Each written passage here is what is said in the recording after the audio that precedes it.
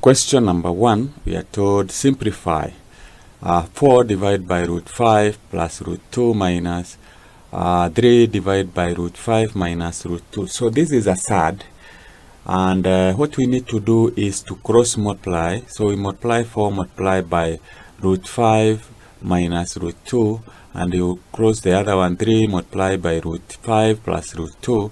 So let's go ahead and do that. So we have 4 is to be multiplied with root 5 minus root 2, close the bracket. Then we have minus 3 multiplied by root 5 plus root 2. All this is divided by, multiply the denominator. So we have root 5 minus plus root 2. Across the bracket we have root 5 minus root 2. So you open the bracket in the denominator, you'll be able to see that this is 4 the root of 5 minus 4 the root of 2 minus 3 the root of 5, and this will be minus, because of this minus, 3 the root of 2.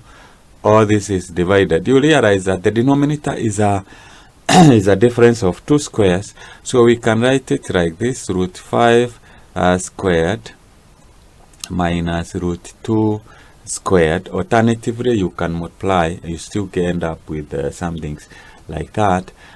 So you find here we have 4 root 5 and 3 root 5. So minus 3 root 5, so you'll be left with root 5 after you subtract. This is 4 root 2 minus 3 root 7 root 2, so that will be 7 root 2. All this divided. Root 5 squared, you get it is 5 minus 2. Root 2 squared is 2. So this is equals to root 5 minus 7 root 2. 5 divided by 2, you get 3, and that is the simplest we can go. The farthest we can simplify that expression. So that is the answer. So by doing that, you get 3 marks. So you get 3 marks for arranging your equation in that form. You get 3 marks. Here you get 3 marks for working out, subtracting, and finally you get 1 mark for the answer. So total you get 3 marks. Get more of this, subscribe to this channel, then click this icon to get notification whenever I produce a new video. You can call or WhatsApp me if you have any questions or you want to book an online class. So question number 2, we are told by correcting each number to one significant figures, approximate the value of 788 times 0.006, hence calculate the percentage error arising from this approximation. So here you are being tested. Do you know how to write a number to one significant figures? So when you are writing a number to one significant figures, we consider the first digit. So we have 788 to one digit. This will give you 800, because we take 7. The next number is more than 5, so we add 1, you get 800, and that is to one significant figure. That is how we write. Then we have 0.06 to one significant figures. It will remain the same because we only have one value, so it will remain 0.6, and this is to one significant figures. So once you write that, we can get the actual product. So we have actual product. The actual product will be the actual value, which is 788 multiplied by 0.006, and when you multiply that, you use your calculator, you'll be able to get, this is 4.728. So that is the actual product. So once you get that, what about the product after estimation? We multiply 800 multiplied by 0.006, you'll be able to get 4.8. Now, for us to get the difference between the actual and the approximated, what we do is we take 4.8, we minus 4.728. So this will give us 0. When you subtract, you get that is 2. This is 7. That is 0.0. So that is the value. After that, then you need to get the percentage error. So you take the difference, which is 0.072. You divide by the actual, which is 47. That is 4.728, and you multiply by 100. You get a number which is 1.52, and I have a percentage, and I have approximated this to 2 decimal places. So even if you write the whole number which you get when you multiply this, you'll still be able to get the answer. So that is how you do that question, and you get yourself 3 marks. So the 3 marks, you get 1 for that. You can get 1 mark there. Then you get 1 for getting the product, the product and the difference, and then you get 1 for the answer. So that is how you get those 3 marks. Get more of this, subscribe to this channel, then click this icon to get notification whenever I produce a new video. You can call or WhatsApp me if you have any questions or you want to book an online class. Question number 3, we are told the area of a triangle FGH is 21 centimeters squared. The triangle FGH is transformed using the matrix 4, 5, 1, 2. Calculate the area of the image. So the area of the image of the triangle FGH. So what we do, we first of all need to find the determinants of the transformation matrix. So we say determinant. We get determinant by cross multiply the elements of the main diagonal. You subtract the elements of the other diagonal. So that's how you get the determinant. So we say it is 4 multiplied by 2 minus 5 multiplied by 1, and that should give you 3. Now, the area scale factor is numerically equal to the determinant. So this means that the area scale factor is equals to is the same as the determinant. That's what that's a fact.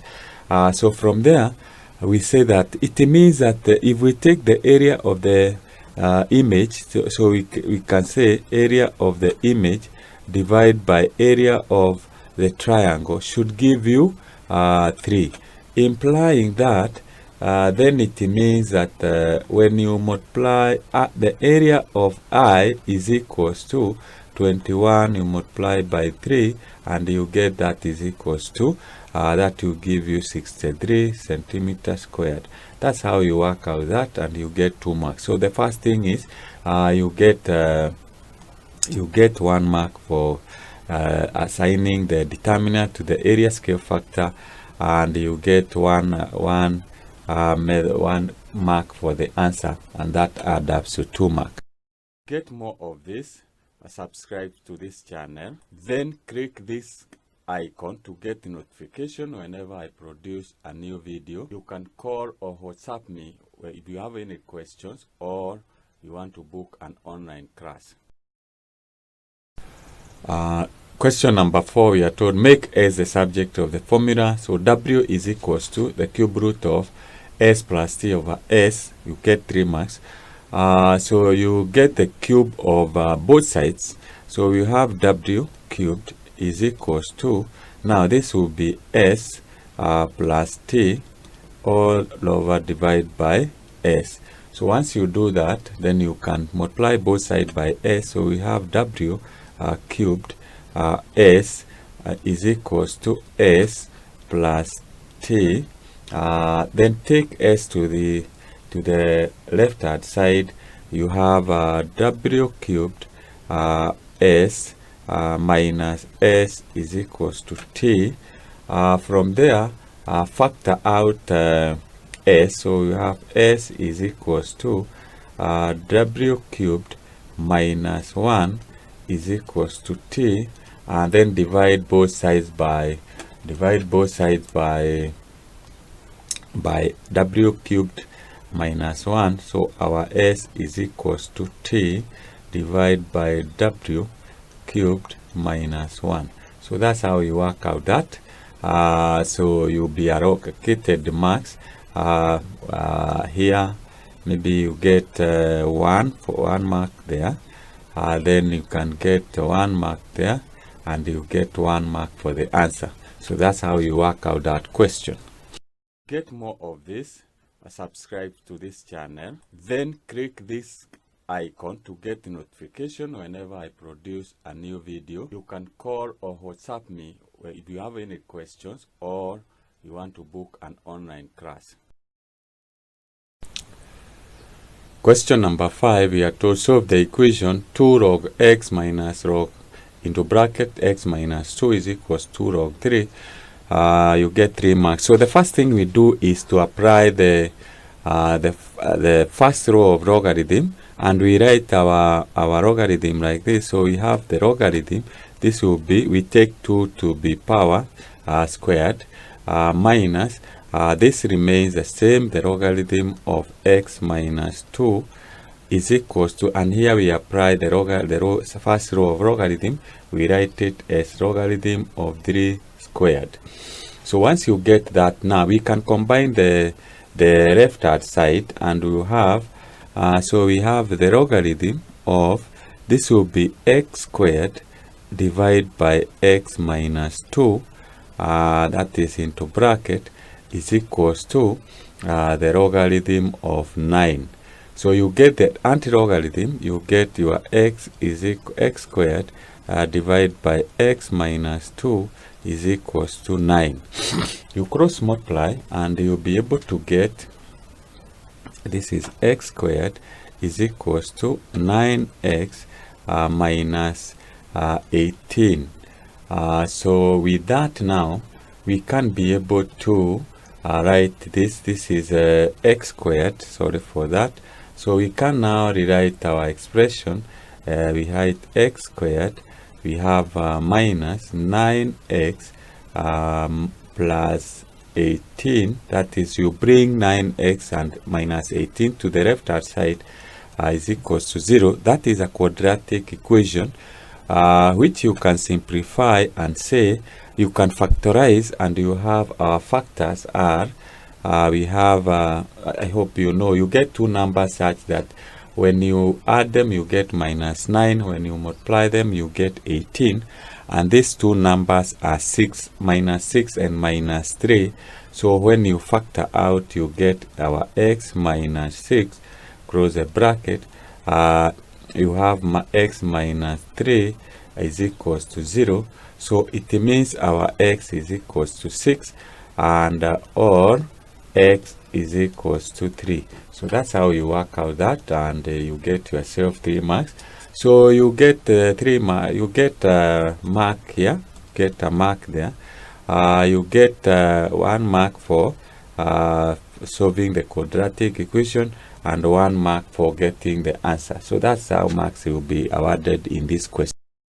Get more of this, subscribe to this channel, then click this icon to get notification whenever I produce a new video. You can call or WhatsApp me if you have any questions or you want to book an online class.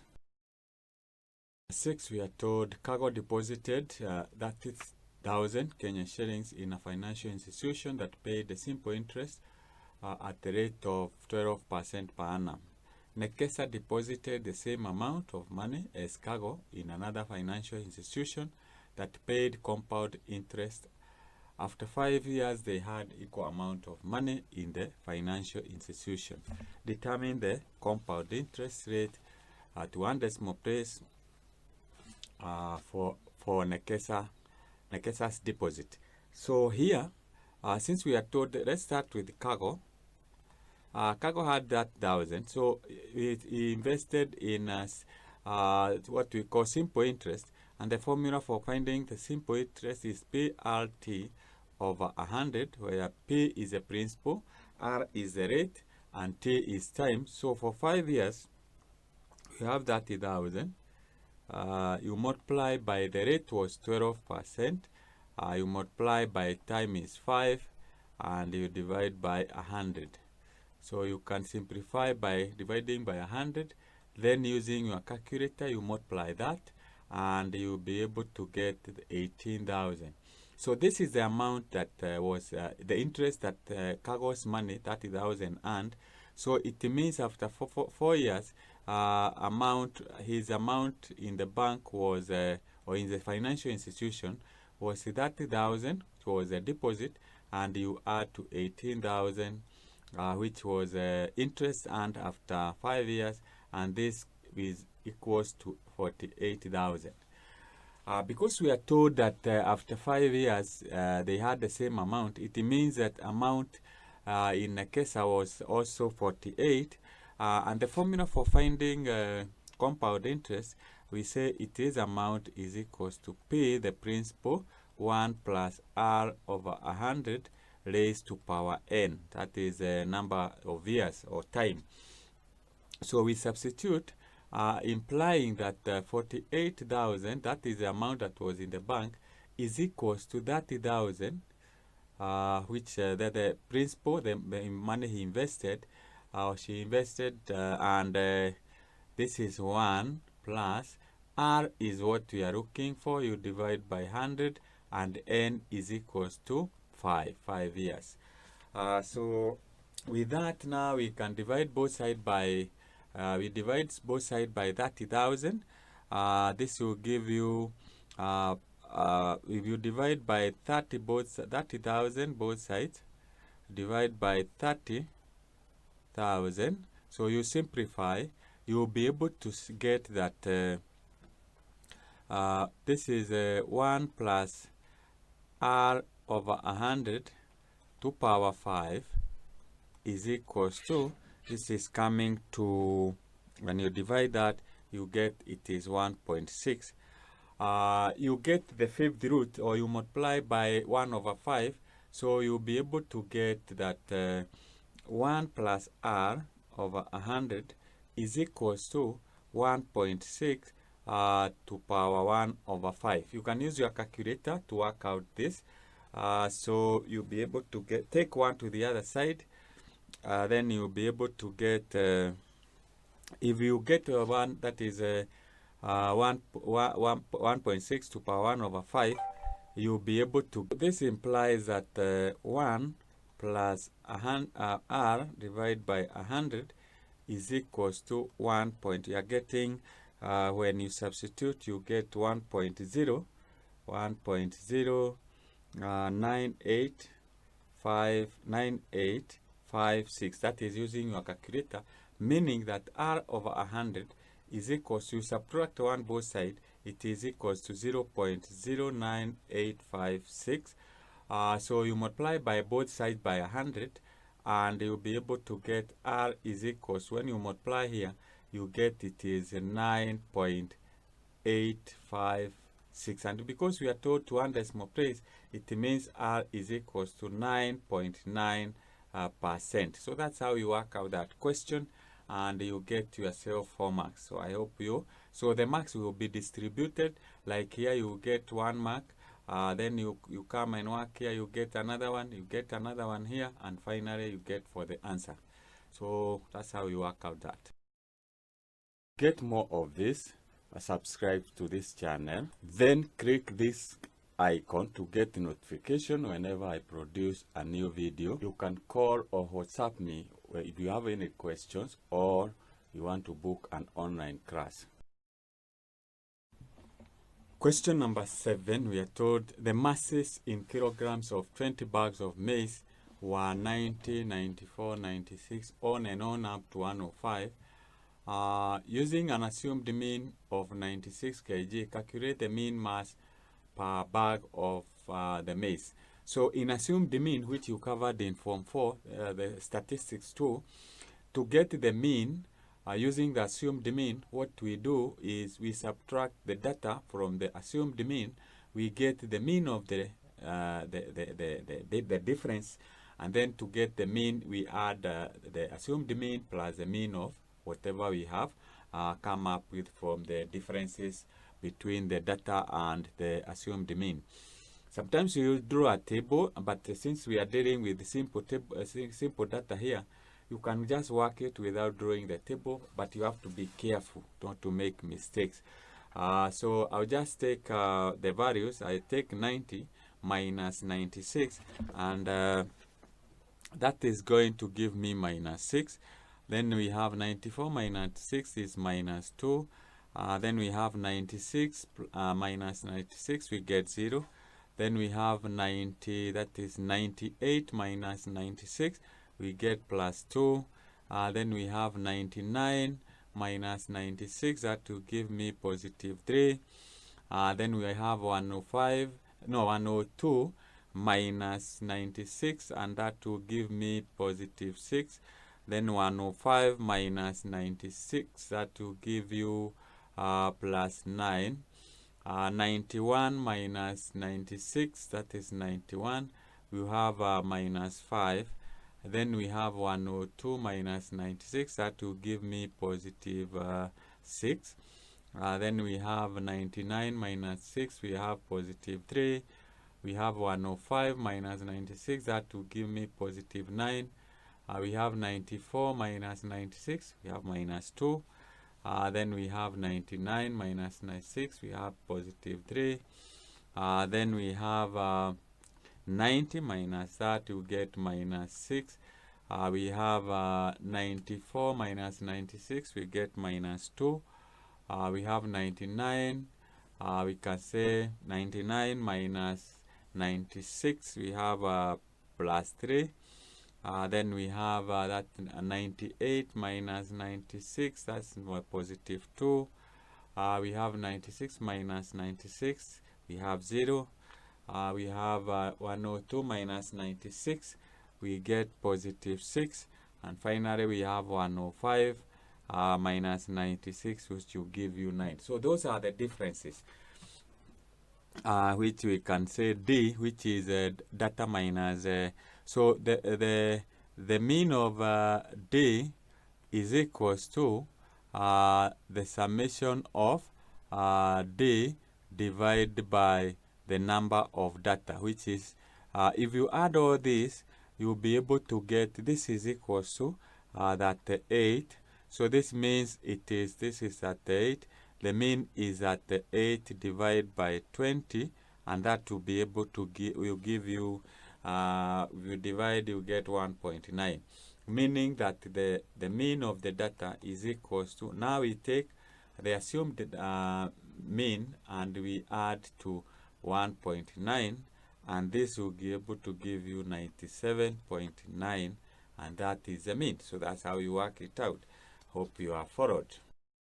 Get more of this, subscribe to this channel, then click this icon to get notification whenever I produce a new video. You can call or WhatsApp me if you have any questions or you want to book an online class. Question number 8, we are told the first term of an arithmetic sequence is minus 7. And the common difference is 3. So we use A to represent the first term, minus 7, and we use D to represent the common difference, which is 3. List the first 6 terms of the sequence. So to get the first, that is the first 6 terms, we start with the minus 7, which is the first term. So because the common difference is 3, so we add 3 to minus 7, and that will give us minus 4. We again add minus 3, we get minus 1. Then we add 3, we get positive 2, those are 4. We add 3, you get 5, those are 5. And we add 3, you get 8. So those are the first 6 terms of the sequence. Part B, determine the sum of the first 50 terms of the sequence. So the formula for finding the sum of this is a arithmetic sequence. Sn is equals to, we say it is n over 2. Then we have 2a plus n minus 1 multiplied by d, and you close the bracket. Now we already have, so we want to find the sum of 50. So we say S50. We can say S50 is, we say S50 is equals to, now we substitute 50 for n for 50, divide by 2, you open the bracket, then we have multiply by 2 multiplied by, we are multiplying by a, so we multiply by minus 7, then we add n is 50, 50 minus 1, you multiply by 3, the common difference. So this, when you open the bracket, 50 divided by 2, you'll be able to get that is 25. Then you will use this bracket. 2 times minus 7 is minus 14. And then we have plus, this is 49 times 3, which will give you 147.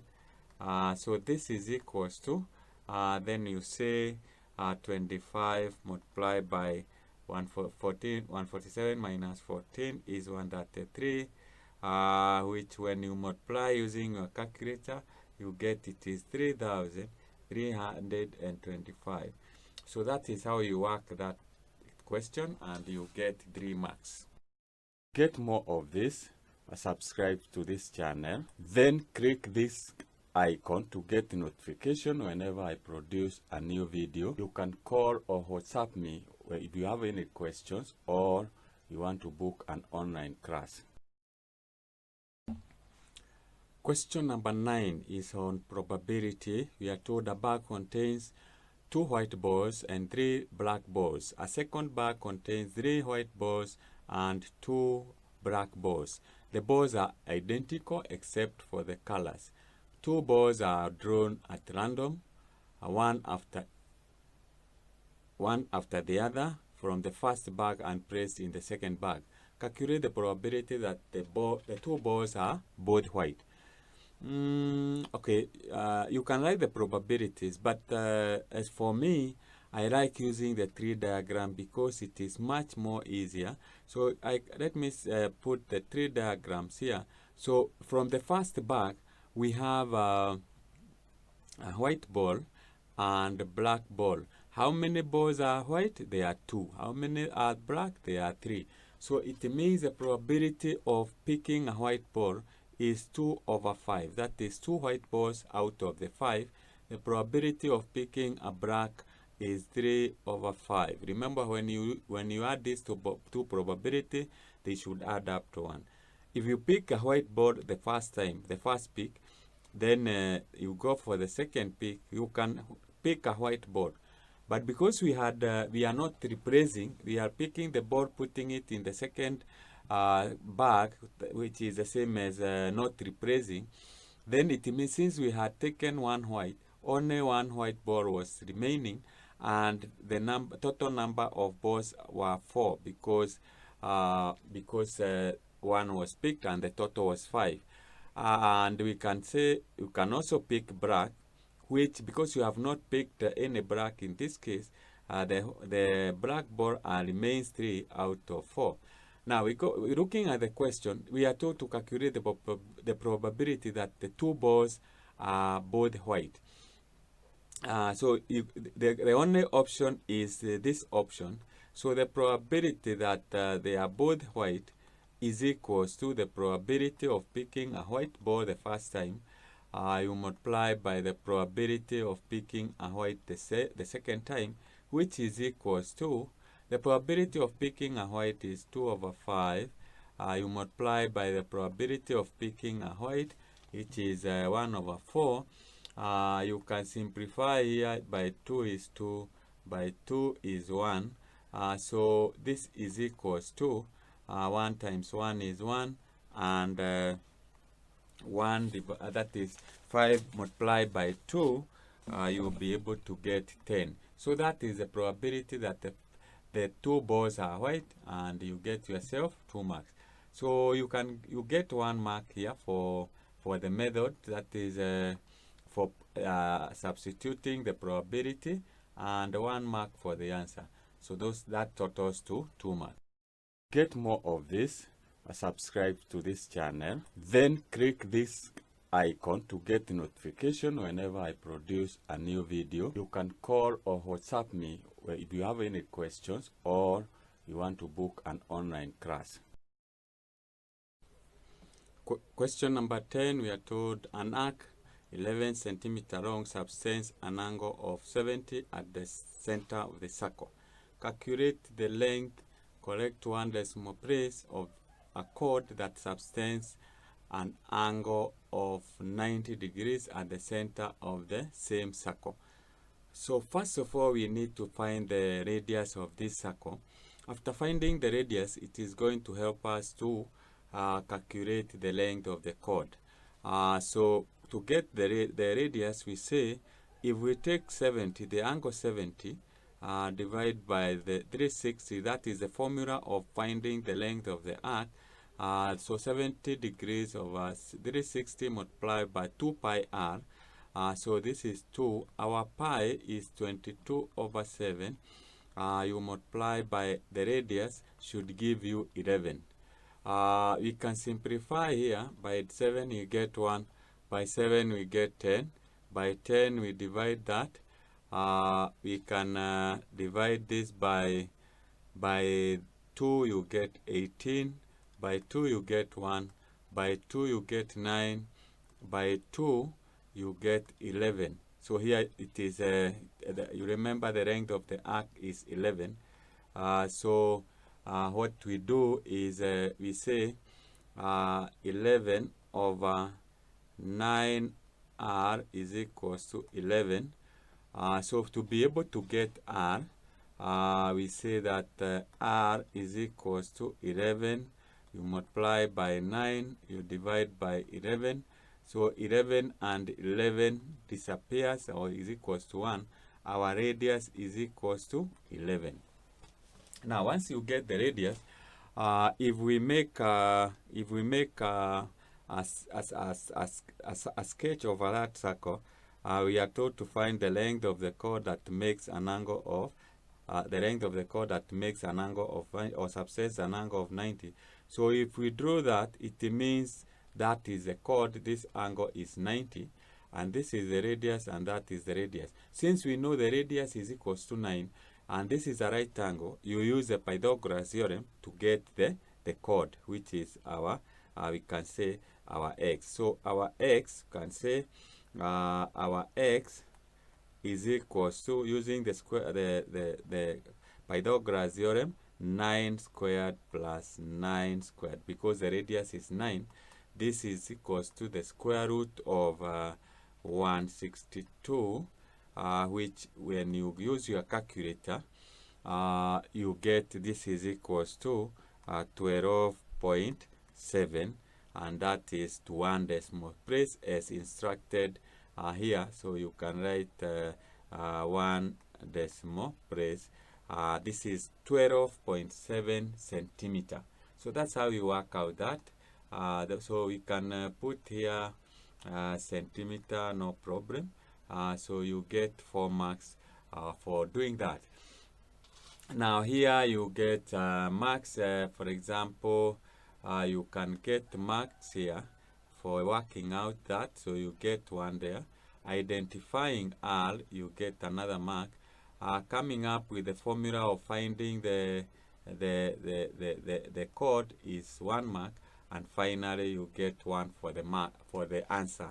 So that's how you work out that question. Get more of this, subscribe to this channel, then click this icon to get notification whenever I produce a new video. You can call or WhatsApp me if you have any questions or you want to book an online class.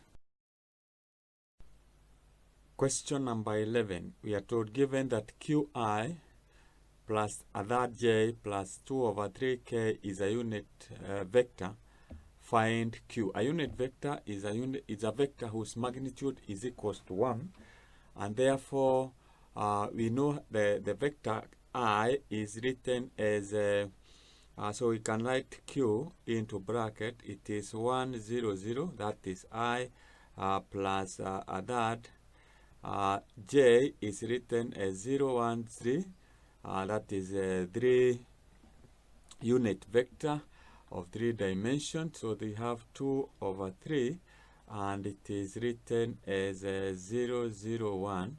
So you can combine this and you find this will give you the vector q, that is q multiplied by 1 is q, plus now this will be 0, that is a third multiplied by 0 is 0, 2 thirds multiplied by 0, so that remains q only. So q times 0 is 0, a third multiplied by 1 is a third, 2 thirds multiplied by 0 is 0. So here we have a third, and finally we have q multiplied by 0 is 0, third multiplied by 0 is 0. We have 2 thirds multiplied by 1, that is 2 thirds. So that is the vector. To find the magnitude of a vector, we normally say we get the square root of the elements, that is the element squared, that is the elements of this vector. We can call it column vector. So we have that squared, and then we have plus a third squared, and then we have plus 2 over 3 squared. And because we are told it is a unit vector, it is equals to 1 squared. So this is equals to, when you open the bracket, we have, so you get you can square both sides. This is 1. So when you square both sides, you get q squared plus, this will be 1 over 9. Then we have plus 4 over 9 is equals to 1. So we can take everything to the other side, and we will be able to get q squared is equals to, when you take this is when you add this, it is 5 over 9. You take it to the other side, it will be 1 minus 5 over 9, implying that our q is equals to 5 over 9 will be the q squared is equals to this will give you 4 over 9. So get the square root for both sides, and we will be able to get q. So when you get the square root of q squared is equals to q is equals to this plus or minus, the square root is 4, the 4 is 2, divided by the square root of 9 is 3. So that's how you work out that, and you get yourself 2 marks. So for substituting, you get a mark, and working out, and here you get 1 mark. So that's how you get yourself 2 marks. Get more of this, subscribe to this channel, then click this icon to get notification whenever I produce a new video. You can call or WhatsApp me if you have any questions, or you want to book an online class. Question number 12, we are told A, expand the expansion 1 plus a half x to power 5 in ascending powers of x, leaving the coefficients as fractions in their simplest form. You get 2 marks. So when the power is 5, the coefficients you can check from your mathematical tables, or you can generate if you don't have, that is from the Pascal triangle. But I opt to choose from the mathematical tables. So we have the coefficients are 1, 5, 10, 10, 5, and 1. So we come and now expand. So you say our 1 plus a half x to power 5 is equals to, you say it is 1 to power 5, which is the same as 1, doesn't change. Then we have plus, the coefficient is 5. We use dot to represent multiplication. 1 to power 4 remains the same. So we go to a half x to power 1. Then we have 10 is the next coefficient. 1 to power 3 remains the same, remains as 1. So when we multiply, it doesn't change. So we have a half x squared. Then we have 10 again, the coefficient. We have 1 to power, that is, this is 5, this is 4, 3, this is 2, doesn't change. And we have a half x, rather, a half x to power 3. Then we have 5, the next coefficient, and we have a half x to power 4. And finally, we have plus a half x to power that is a half x to power 5. So that is the expansion. Then from there you can simplify, and you say this is equals to 1 remains the same, plus this will be 5 over 2, 5 over 2x. When you open the bracket, a half squared is a quarter. You divide 10 by 2, you get 5, and 4 by 2 you get 5. So this will be 5 over, that is 5 over 2, and that is x squared. That is x squared. Then we have plus, the other one is 10 to power 8.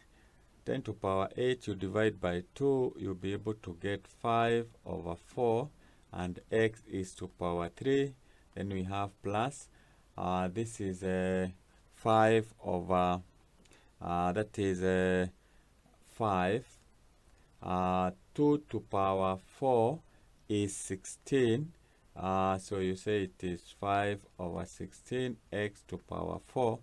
And finally, we have plus 1 over 32, x to power 5. So that is how you explain. Part B, we are told use the first 3 terms of the expansion in A above to estimate the value of 1 and 1 over 20 to power 5. So the first thing is to write our 1 and 1, that value, in terms of or in a format as in A. So we can say 1 and 1 over 20 to power 5. We can say it is equals to 1 plus, now here we have a half, we put a half, so we need to put 1 over 10 here, so that when you open, you get it is the same as 1 plus 1 over 20, and that will give, we put to power 5. So when you write it like that, we can now use the expansion in above in A and say this is 1 plus. Now we are going to replace the place of x, because we have put 1 over 10 in place of x. We replace the value of the x with that value, that is 1 over 10. So we have 5 over 2. We use dot for multiplication, and that is 1 over 10. Then we have plus, this is 5 over 2, and then we have 1 over 10, and this is squared. So those are the first 3 terms of our expansion. So this is equals to, this is 1, then we say it is plus. We can simplify here by 5, you say it is 2, by 5 is 1, so that will give us a quarter. Here we say it is 5 over 2, we multiply by 1 over 100, and we can simplify that and say by 5 is 1, by 5 is 20. So this means that we come here and say this is 1 plus 1 over 4, and the last term will be 1 over 40. So we can put this the same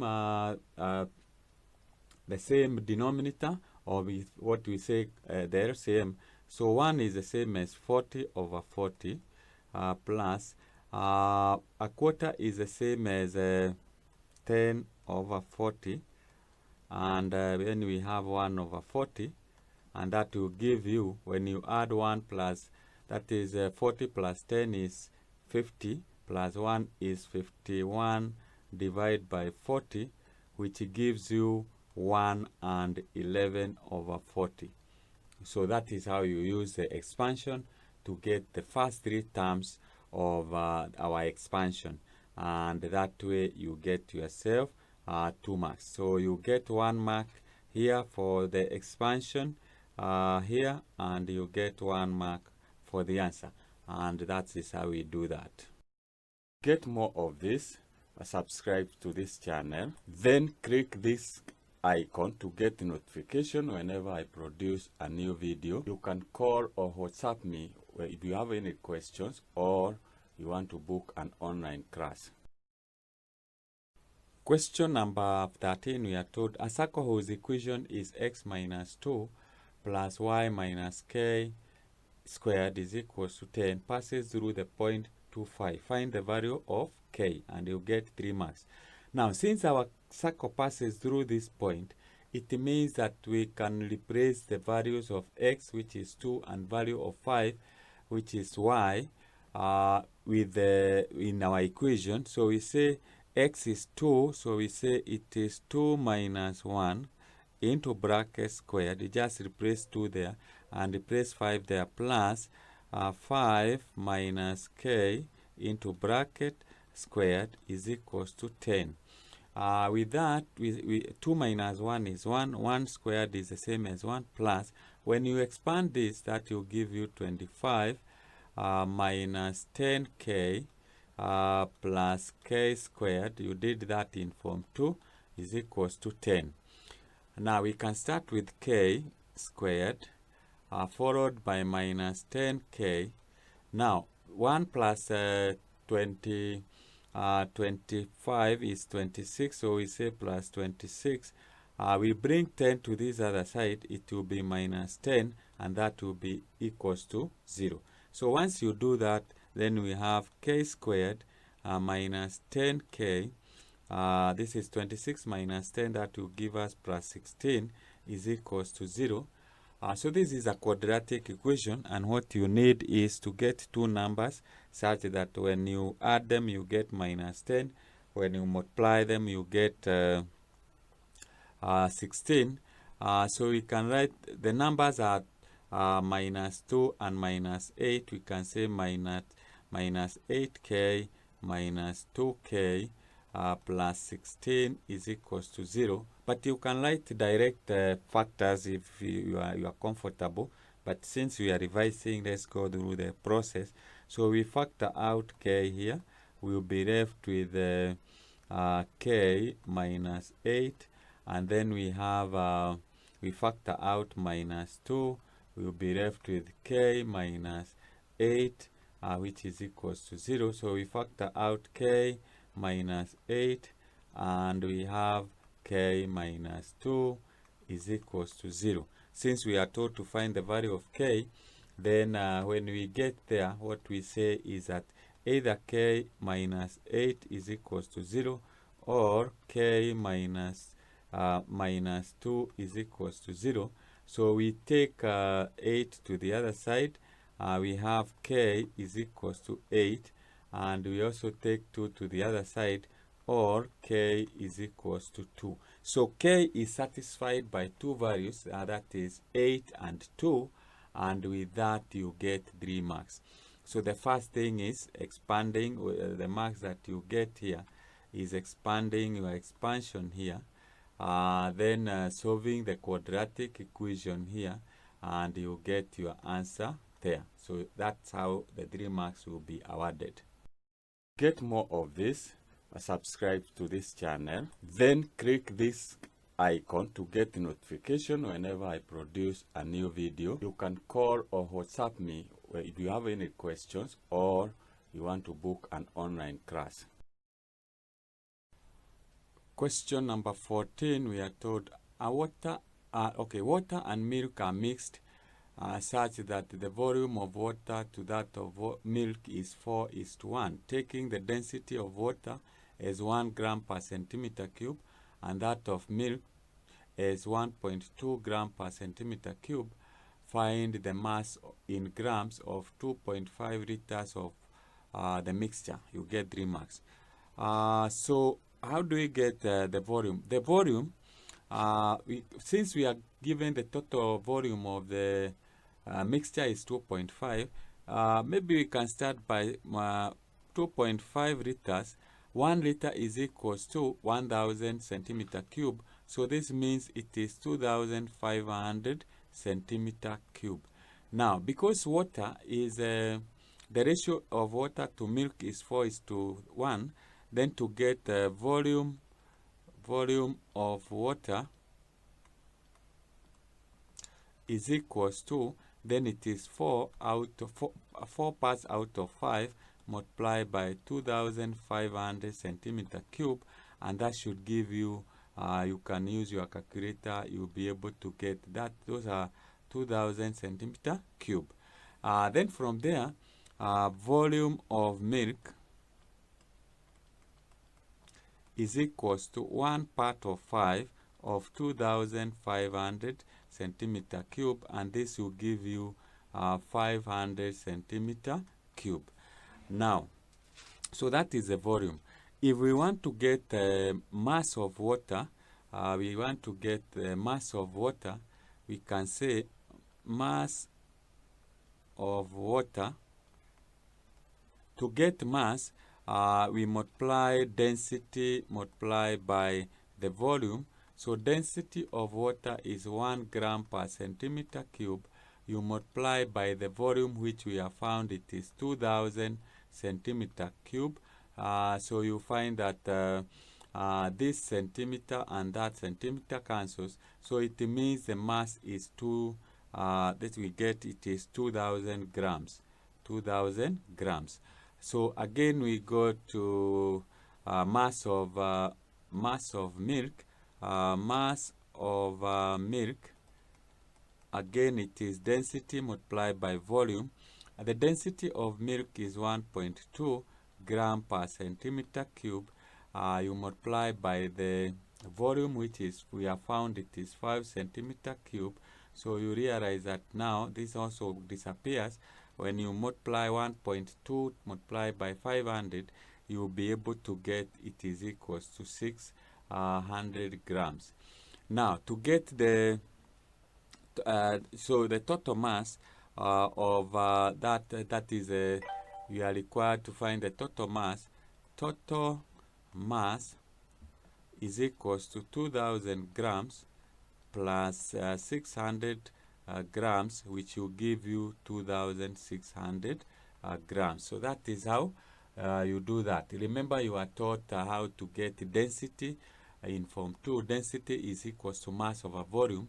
So you can interchange. For example, mass is equals to that is if you have density is equals to mass over volume, it means mass is equals to volume multiplied by density, and we can say volume is equals to mass over density. So you can interchange those that formula to suit what you are looking for.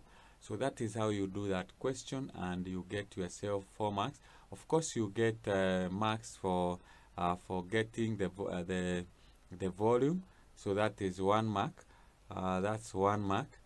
Then you get a mark for getting the masses. That you get another mark, and a mark for the answer. That's totaling to 3 marks. Get more of this, subscribe to this channel, then click this icon to get notification whenever I produce a new video. You can call or WhatsApp me if you have any questions or you want to book an online class. Question number 15, we are told a school decided to buy at least 32 bags of maize and beans. The number of bags of beans were at least 6. A bag of maize costs 2,500 and a bag of beans cost 3,500 Kenyan shillings.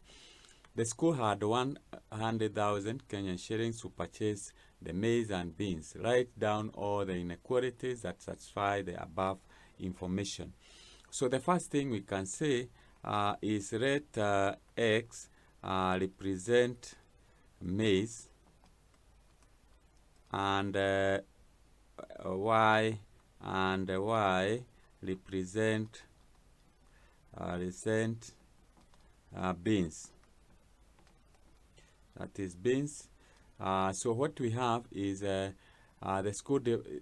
So it means that at least the school wanted to buy at least 32 bags of maize. So what it means, the inequality that to form here is that x plus y must be greater than or equals to 32, the number of bags that they intended to buy. So we are also told the number of bags were to be at least 6. So meaning, since y beans a number of bags of beans are represented by y, then y must be greater than or 6. That is, the minimum should be 6. Then we have the third one, that they had 100,000 K to spend, and therefore what that means is that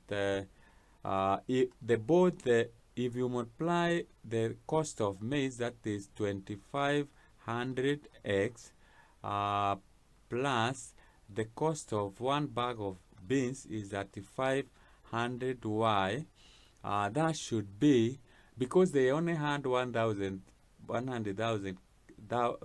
amount of money to spend, this should be less than or equals to 100,000, which you can simplify by dividing. Let's first of all divide by 100, so we get 100, divide by 100, divide by 100. So that will give us, you simplify here, simplify here, simplify here. So we can again divide by 5. When you divide by 5, you'll be able to get 5x. Here you divide by 5, you get plus 7y. When you divide 1,000 by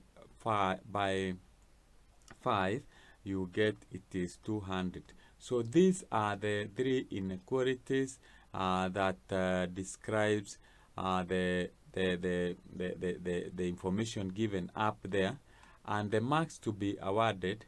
You have awarded 1 mark there, then another one there, and this one, and then we have the answer, you get 1 mark. So that is how marks will be distributed, so that you score 4 marks. So this question is from inequalities, which you covered in Form 2, and you also covered some inequalities in other sections in the course of the Form 4 syllabus. Question number 16, we are told find in radians the values of x in the interval 0 radians less than or equals to x less than or equals to 2 pi for which 2 cos squared x minus sine x is equals to 1. Leave the answer in terms of pi. So in this question, we are going to try and see whether, since this is our equation that we have been given, 2 cos squared x minus sine x is equals to 1. You can see here we have two unknowns, that is cos squared x, cos x and sine x. So for us to be able to make this equation have one unknown, because we cannot solve an equation that has two unknowns unless we have more than one or two equations. So in Form 4 trigonometry 3, you learned that sine squared x plus cos squared x is equals to 1, that identity. So this identity is going to help us to be able to work out this question. So if we take sine x to the other side, then we have cos squared x, that is, we take this across the equal sign to the other side, it will be is equals to 1 minus sine squared x, and therefore we can replace this part here in place of cos squared x, and that is going to help us to simplify or to solve. So this is equals to, we said to, instead of putting cos squared x, we now put 1 minus sine squared x, you close a bracket, minus sine x is equals to 1. Now we have one unknown. We open the bracket, we say it is 2 minus, here we have 2 sine squared x minus sine x is equals to 1. Let's take everything to the other side, that is across equal sign. So this will be positive. We have 2 sine squared x, then we have plus sine x, and then we have 2 will become minus, so we have plus 1 minus 2 is equals to 0. So this is going to help us, and we'll be able to get, this is 2 sine squared x plus sine x, then 1 minus 2 will be minus 1 is equals to 0. So we say this is a form of a quadratic equation, and to make it work, we can say let x is equals to sine x, implying that then we have 2x squared plus x minus 1 is equals to 0. Now this is in a very familiar format, which you can say you get two numbers such that when you add them you get 1, and when you multiply them you get minus 2.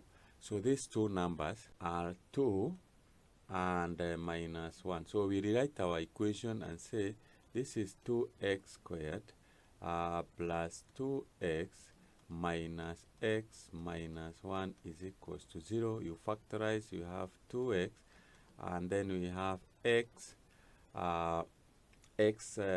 plus 1, and then we have minus 1, we have x plus 1 is equals to 0. So these factors are, we have x plus 1, and we have 2x minus 1. So that is equals to 0, implying that x is equals to minus, we have minus 1, or x is equals to a half. So once you do that, then we should be able, and remember we had said that our sine, our x rather, is equals to sine x. So what we do, since we had assigned our x is equals to sine x, it means sine x is equals to minus 1, or sine x is equals to a half. Now the angle whose sine is equals to minus 1, we can say is okay, let's start with the half. The angle whose sine is you can just write it here. The angle whose sine is 30 is a half is 30 degrees. 30 degrees you convert to pi. That is, you say it is 30 divided by 360 multiplied by 2 pi, and that will give you the value here. It will give you pi over 6. The other angle that is a half is, we can say it is minus 1. It is 150. No, a half is 150. So 150 degrees, if you convert to radians, you'll be able to get, that is 150 over 360 times 2 pi. You get 5 pi over 6. Those are the angles that satisfy x is equals to, sine x is equals to a half. The angle where we have the sine x is minus 1 is 270. You convert that 270 divided by 360 60 multiplied by 2 pi, it will give you 3 over 2 pi. Sometimes, because most of the times we work with the degrees, getting this pi direct, the x directly in terms of pi, sometimes it is problematic, or rather we are not used to working with pi so much. So that is why I normally convert from degrees to radians, so that you can be able to get the angle, and that is how you get that angle. It has taken us time because we are revising. Otherwise, some steps, like once, because you are used to solving quadratic equations, you can just write these factors directly from here when you write the quadratic equation, and like that. But it is important, if it is okay that you just do follow the whole process and you get the answer, then that is good. There is no problem, because the examiner will just award marks where it is due. So for example, this you get 1 mark there for the answer. You'll be able to get 1 mark here for converting the equation, that is this equation, to have one unknown. You have 1 mark for forming the equation. Those are 3 marks. You have 1 mark for getting the factors of x. So that is how you solve that question. Get more of this, subscribe to this channel, then click this icon to get notification whenever I produce a new video. You can call or WhatsApp me if you have any questions, or you want to book an online class. Question number 17, that is section 2. Here you are supposed to do to choose 5 questions out of 8, that is number 17 to number 24. So what you do is you read through all the questions from number 17 to 25 to 24. Mark the questions that you feel you are comfortable, you can work and maximize your work to get more marks. Then after you mark the questions you want to do, then start doing the 5. Ensure that you choose the questions which you can score either 10 or the highest marks possible in that particular question. So let's look at this question. A garden measures 10 meters long and 8 meters wide. A path of uniform width is made all around the garden. The total area of the garden and the path is 168. Find the width of the path. Now, to approach this question, you can make a sketch of what has been described here, just a sketch. So let's say that is the garden and the path, and this is now the garden inside. So that is a sketch. So we are told the garden is 10 meters. So this is 10 meters, and this is 8 meters. That is the width. We are told that the path is made all around it. So if we can say this is x, that is the width of the garden. So we can say this is the width here, which we can call x, like that. Now we are told that the area is equals to 168. So how do you get the area? So you'll find that since the area it includes the path, you can divide your area, or this tool, like that, so that you say now the length of the garden and the path, this will be 10. We have this x here, and x here. So when you add the 2, then you get it is plus 2x. So that is the length. What about the width? The width of the, since we say, then we take this other part here, which is the same as x, and this is x, and this is also x, and therefore the length of the garden and the path will be 8 meters, the length of the garden, plus 2x. That is the 2 ends of the path. Now it means that the area of the whole, then it means it is equals to, it should be 10 plus 2x, that is the length, multiplied by the width, which is 8, plus 2x, and the total area we are told it is equals to 168 meters squared. So you open the bracket, you will be able to get this is 80 plus 8, that is 10 times 8 plus 20x, 10 times 2x, then plus 2 times 2x times 8, that will give you 16x. Finally, we have 2x multiplied by 2x, that will give you 4x squared is equals to 168. Now from there, this is x squared. From there we can say, let's start with 4x squared. Then we have 20x plus 16x, that will give us 36x. We have 80. We bring 168 across the equal sign, it becomes positive, negative. So 80 minus 168, you'll be able to get 88 is equals to 0. This is a quadratic equation, which we can simplify by dividing throughout by 4. So we can divide by 4, divide by 4, divide by 4. So you'll be able to get our x squared.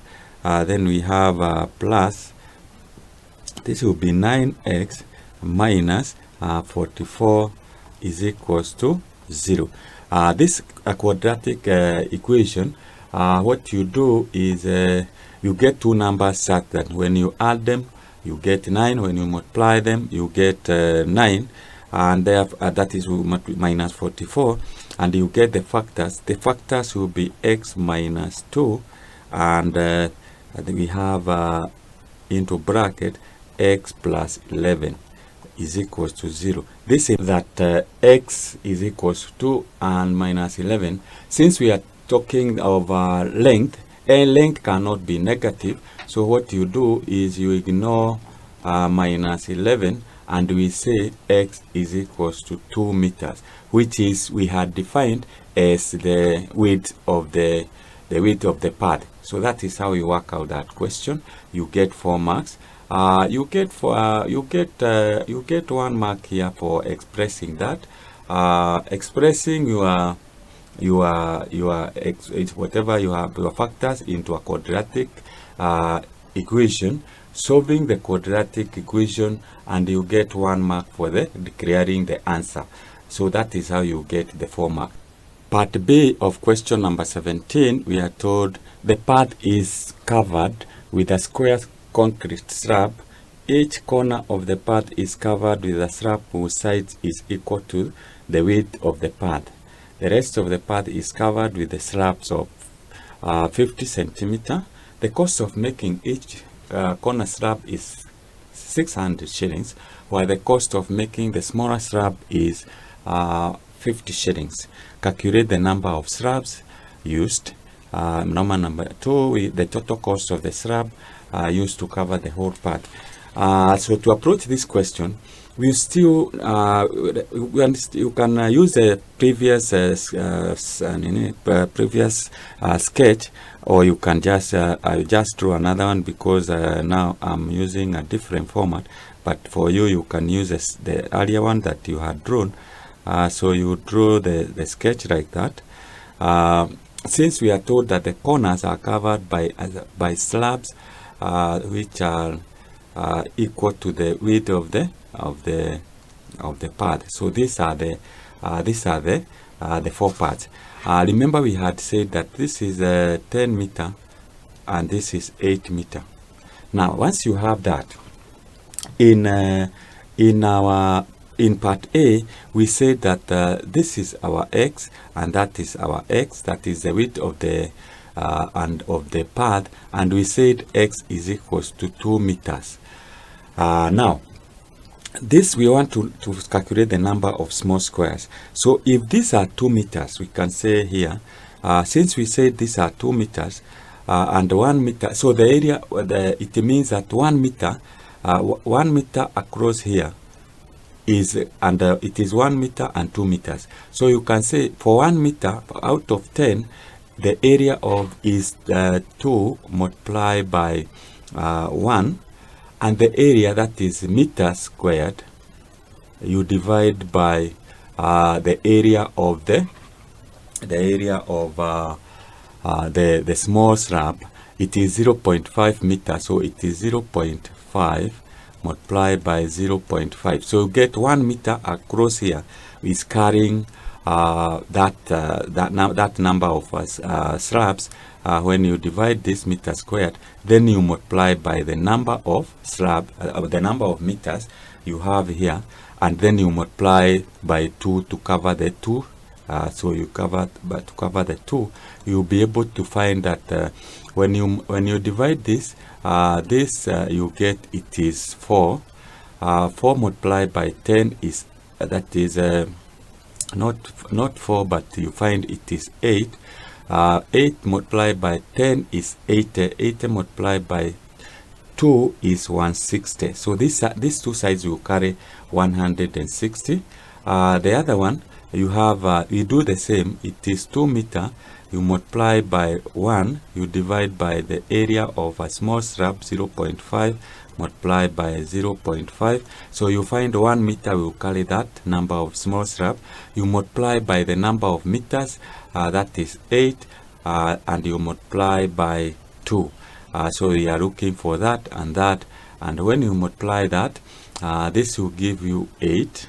When you simplify here, you will be able to get this is 8, and 8 multiplied by 8 is 64 multiplied by 2, you get 128. So slabs. So the total number of the small slab is equals to 160 plus 128, which is giving you 288 slabs. 288 slabs.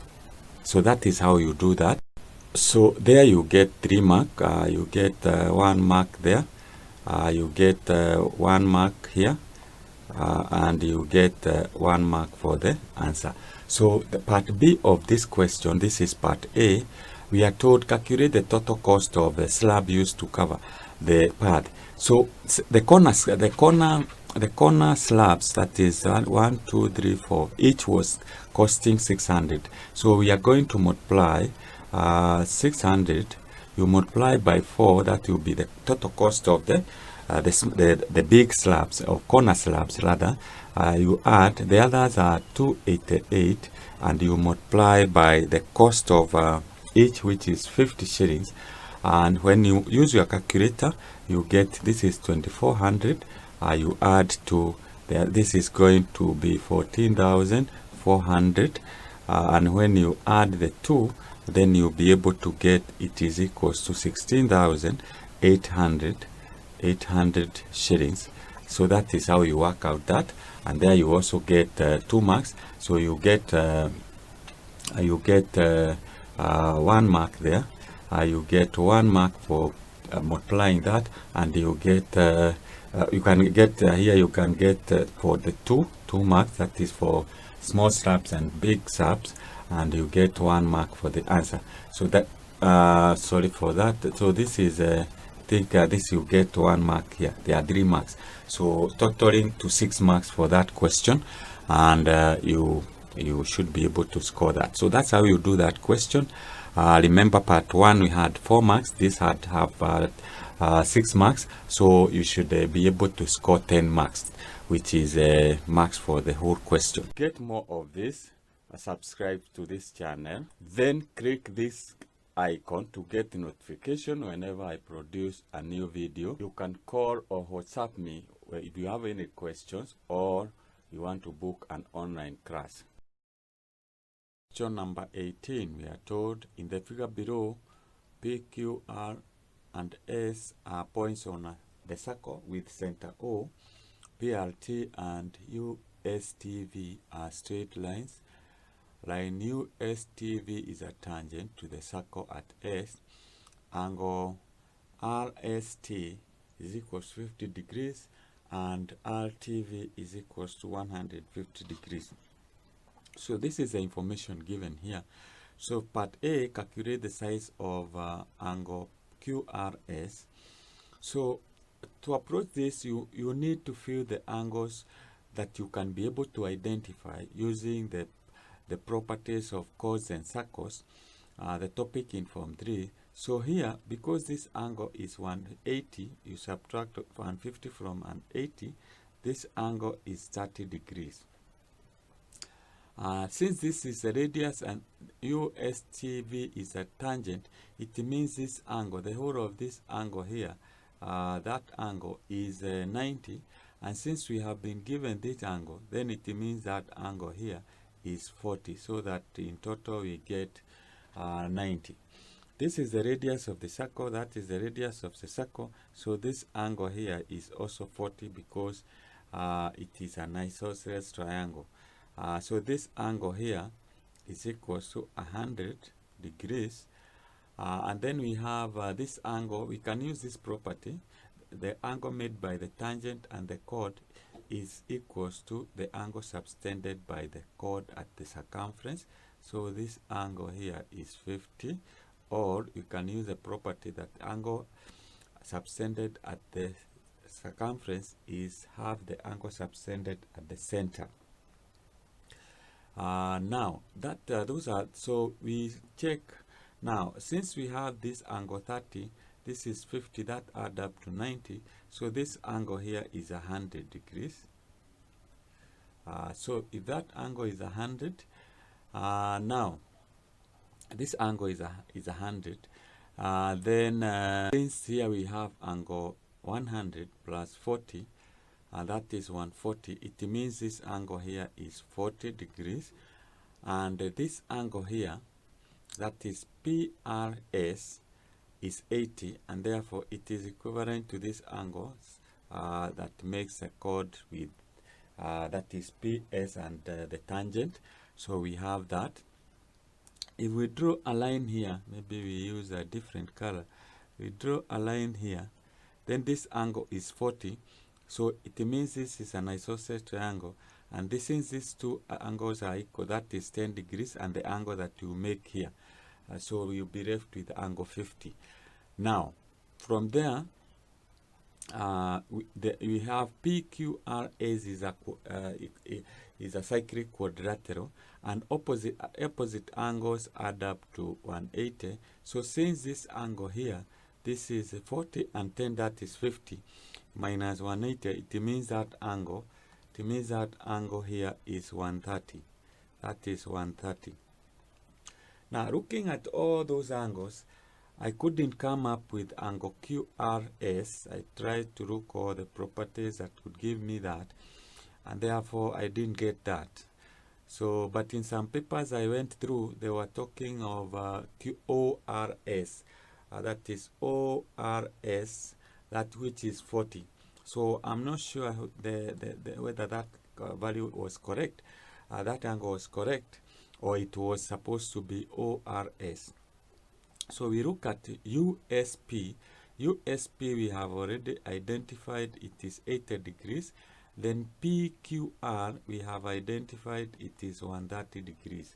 So as long as you have put your values on the diagram, it shows that you have identified the angles, you should be able to get the 2 marks. Although what is required is for you to state the properties that you have used to get these angles. Part B of this question, you are told, given that RT is 7, so this is 7 centimeter, and ST is 9 centimeter, calculate to these different figures the length of PR.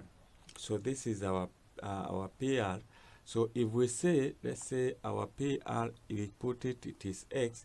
If you multiply TR multiplied by TP should be equals to TS squared. That's a property that you learned in circles and chords. So you say 7, you multiply by X plus 7 should be equals to 9 squared. So this is 7X plus 49. That will give you 81. 7x is equals, take the 49 to the other side, 81 minus 49, you get 32, divide by 7 both sides, you'll be able to get 4.57, that is a centimeter. So that is how you get that. Then from there, the radius.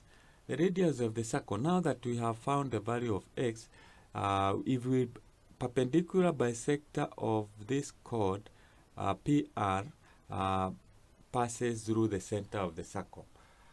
So we can get and since we have this angle, that is angle 40 here, then you say the cosine of cos angle 40 is equals to degrees is equals to, now the adjacent side is a half of 4.57. You divide by the hypotenuse, which is the radius. So radius implying that R is equals to a half times 4.57. You divide by cos 40 rather, and using your calculator, then you should be able to get it is equals to 2.98. So that is centimeter. So that is how you work out that question, and you get yourself full mark. Get more of this, subscribe to this channel, then click this icon to get notification whenever I produce a new video. You can call or WhatsApp me if you have any questions or you want to book an online class. So this is question number 19, and we are told the figure A, B, C, D, E, F below represent a roof of a house. AB, we have AB is that is equals to DC is equals to 12 centimeters. So we have been given that. Then we have BC is equals to AD, so is equals to 6 centimeter. We have been given AE, that is AE is equals to, this is our AE is equals to BF, this is our BF is equals CF is equals to DE is equals to 5 meters, and EF is 8 meters. So we have those measurements. Then part A, calculate, correct to 2 decimal places the perpendicular distance from EF from the plane ABCD.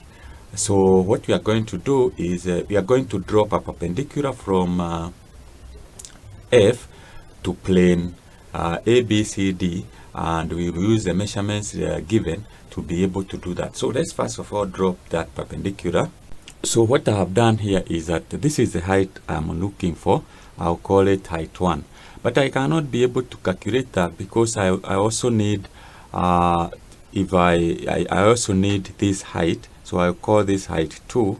That is, if you can call this N, we can say Fn. We need that. We can call this M. So Fm, for us to get Fm, which we are required, then we need this distance, one of the distance. So we need the hypotenuse. So what I'll do, I'll start by, since now if you look at AB, it is 12, but EF is 8. So if we get 8 here, it means this will be 2 and this is 2, and here I have this is 5. So I'll be able to get height 2. So H2 is equals to, you realize now this is a right angle triangle, so this is equals to the square root of 5 squared. 5 is the hypotenuse minus, now this length, which is 2, minus 2 squared, and this is equals to the square root of 25 minus 4 is equals to the square root of 21. I can leave it like that for the time being. So this means that this height 2, this is the square root of 21, and then I now use, since I know this this is the midpoint of BC, so I'll say this is 3 meters. So I have 3 meters, and now I have this is the square root of 21. That is height 2. So I can now get height 1 is equals to the square root. Height 1 is so we say it is root 21 squared. That is this side, you minus 3 squared. So when you work out that, you get root 21 squared is root 21, 3 squared is 9. So 29 minus 21 minus 9, that will give you root 12, which you, using your calculator, you get it is 3.46 meters. So that is how you get the height. So this means that this is 3.46 meters, and that is, you get that mark. The second part of the question is that is part B. Calculate the angle between Roman number 1, it's number 1, this is B, this is our A, the planes ADE and ABCD, you get 2 marks. So where is our ADE? Our A, this is our ADE, so it is this plane here, and our ABCD. How do we get the angle between those two planes, which you did in Form 4? We say that for us to get the angle between two planes, we get the angle of the angle of projection, that is the line of projection and the plane. So what we do, we are going to drop a line from E to the to join AD, and that will be perpendicular to AD. That will be the projection. So we will get the angle between that line and the line that we can draw, dividing ABCD into 2. So let's do that. So that is the line. If we name this is K, so AEK is a projection of the line of the that is, if you drop AEK onto this other one, we can call it V. Then this, the angle that we are interested in is that angle, and therefore, how do we get that angle? We are going to look for the, we already know this H3, let's call this H3, so that it helps us. We have if you get that, we will be able to get the angle between these two planes. So how do we do that? So what we know here is that this is 3 meters, and this is 5 meters from the information given, and therefore we can get H3 is equals to the square root of 5 squared minus 3 squared. This is the square root of you get, that is a square root of 25 minus 9 is equals square root of 16 is equals to 4. So it means this that is the slanting side, EK is equals to 4, and we have now we can be able to, and we already have the height here, which we can drop here, which we had calculated here as H1, which was the root of 12. So we can use sine and say sine, let's call this theta 1, we call theta 1 is equals to, we have the opposite side, which is we can use root 12 divided by, now the hypotenuse which we have found is equals to 4. So this implies that if you get the sine inverse of root 12 divided by 4, that is, you divide using your calculator. Now what you do is you divide root 12 divided by 4, you go to the inverse, you get the sine, you will be able to get that angle is equals to 60. So that means that this angle here is 60, and you get 2 marks for that. So that's how you do that. So let's go to Roman number 2. The line AE. AE is this line and the plane ABCD. So for us to get that, what we need to do, we are going to join a line from A to where we have the perpendicular. This one we can call this, let's call it U, like that. So we need this angle, that is the line of projection. AE is the line of projection on ABCD. So we can call this theta 2, that is theta 2. And what do we have? We already have this height, that is which you defined as height 1, and we already have the length of AE, which is 5. So for us to be able to do that, that is Roman number 2. This is what we do. So Roman number 2, we say the sine of that angle, sine theta 2, is equals to the height. We said it is root 12, we divide by the hypotenuse, which is 5, and this is equals to, we get, this implies that, when you get, implies that sine inverse of root 12 divided by 5 is equals to 43.9 degrees. And how do you do that using your calculator? You put root 12, you divide by 5, that will give you a decimal number. You go to the inverse button, you press and you press the sign. That will give you the angle 43.9. So that is how you work out that question.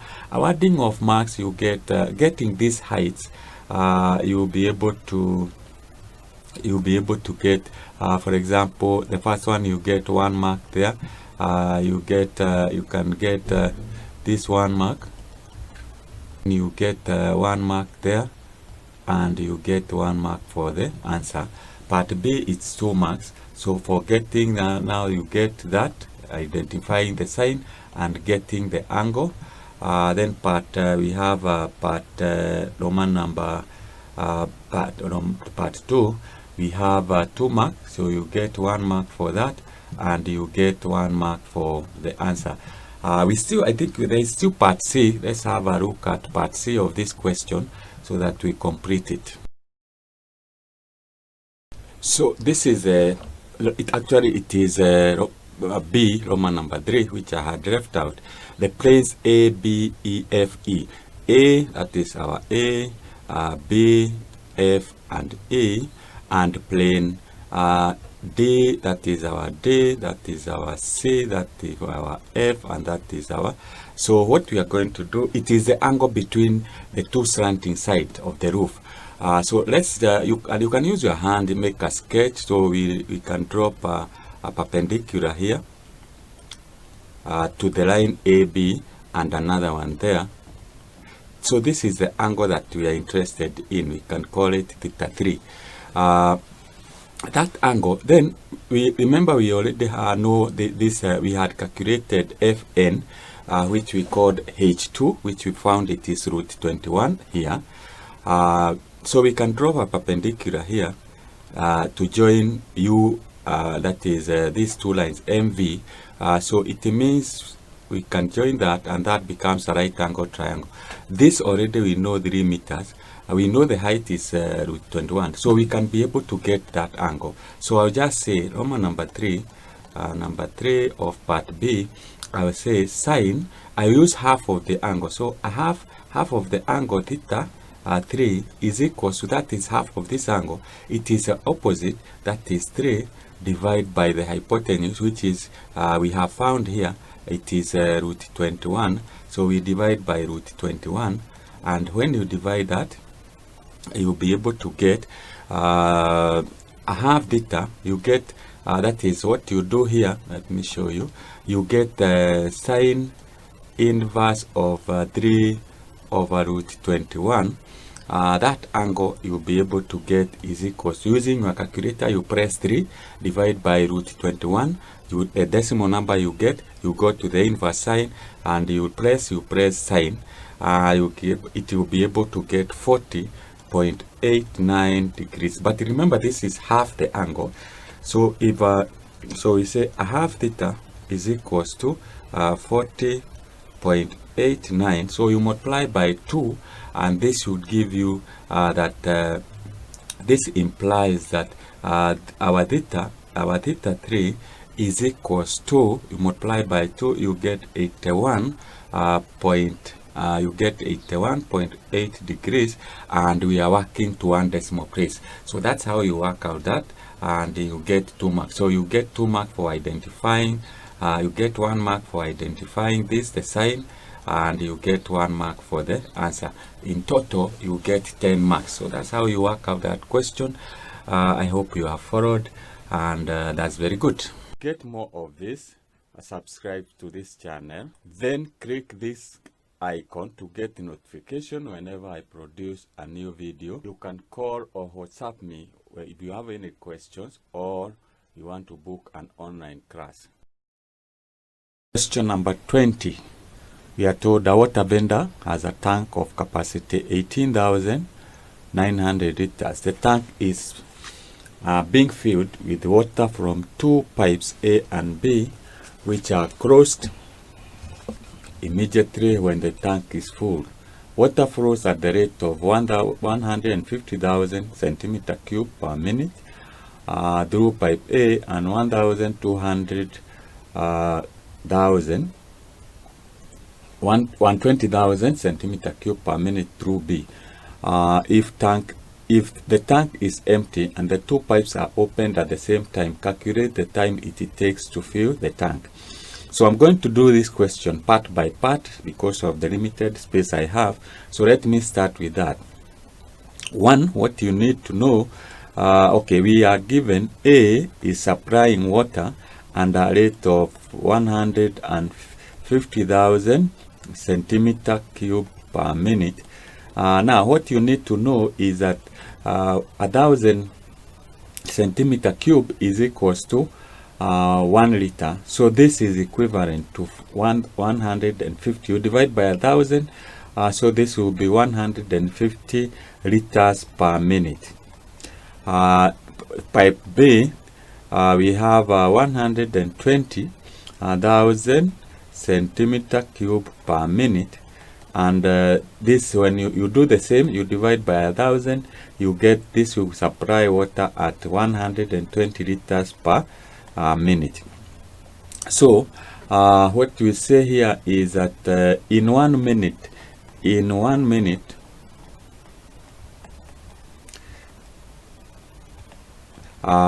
we add A plus B, and that means that it is 150 plus 120, meaning that they will supply 270 liters per minute. So for us to be able to know the time it takes to fill the tank, the volume of the tank we have been given here. So we say time to fill the tank. The tank is equals to volume of tank we divide by volume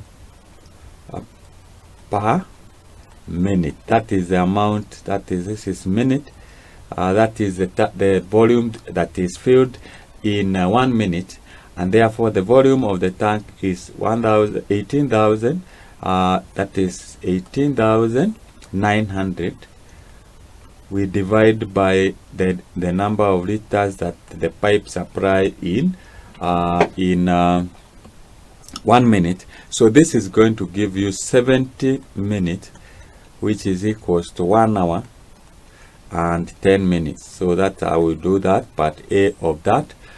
So let's go to part B and see how we are going to solve that.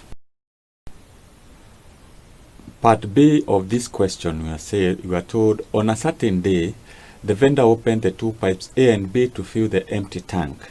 After 25 minutes, he opened the outlet tap to supply water to his customers at an average rate of 20 liters per minute. Calculate the time it took to fill the tank on that day. So let's have a look at B, Roman number 1. So what we do here is that since he opened the two taps for 25 minutes, so we can say in 25 minutes, what was the volume that got into the tank? Volume is equals to 25 multiplied by the pipes are supplying at the rate of 200 liters per minute, as we have seen in part A. So this is going to give you 6,750 liters. So that is the water that will be in the tank. Since the volume of the tank is 18,900, so we can say balance volume to fill. That is, after we are going to subtract the total volume of the tank, 18,900, you minus what now was in the tank, which is 6,050 liters. So this is going to give you the balance is 12,150 liters. So this is what is to be filled by the pipe. Now the water out, he is supplying water at 20 liters per minute. So we can say water, let's change that. We can say water out is equals to 20 liters per minute, the water supplied to the customer. So water retained from what is, since the two pipes are supplying 270 liters per minute, so water retained in the tank is equals to, we say 270, we minus 20, and that will give us 250 liters. So that is the water that is retained when he supplies the water to the customer. So to get time, so we say time is equals to the balance that was to be filled, that is 12, this balance, that is 12,150 liters.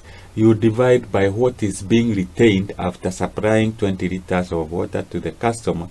So you divide by 20, that not 20 but 250, and when you divide that, you'll be able to get 48.6. These are minutes, and the tank, he had opened the two taps for 25 minutes. So we can say the total time taken to fill the tank, total time is equals to, taken to fill the tank is 25. You add to 48.6, and this is going to give you 73.6 minutes. So that is the time that they take to fill the tank. You can convert that to hours, and that I think should give you, let me write here, that should give you I think 1 hour and 13.6 minutes. So that is, but when you get up to here, then you are okay. You should be able to get a mark, and this you get 1 mark for the answer there. You get 1 mark there for getting that is dividing time. You get 1 mark here, that is water out. So you'll be able to get the 1 mark for that balance and calculating the volume in this case. So that is how the marks will be distributed.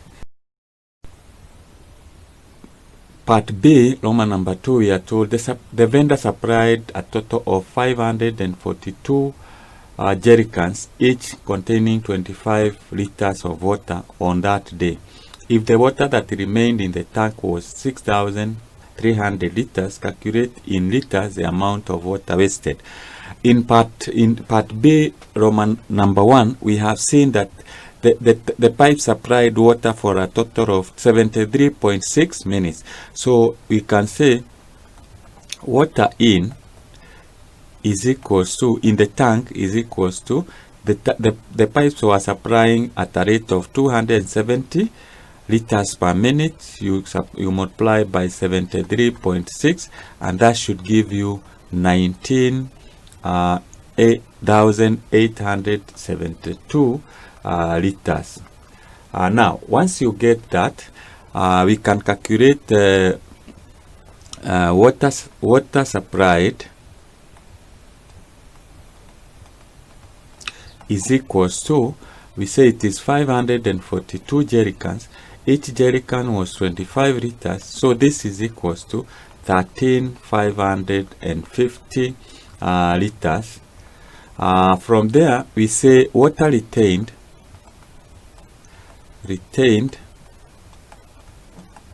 is equals to 6,300 liters.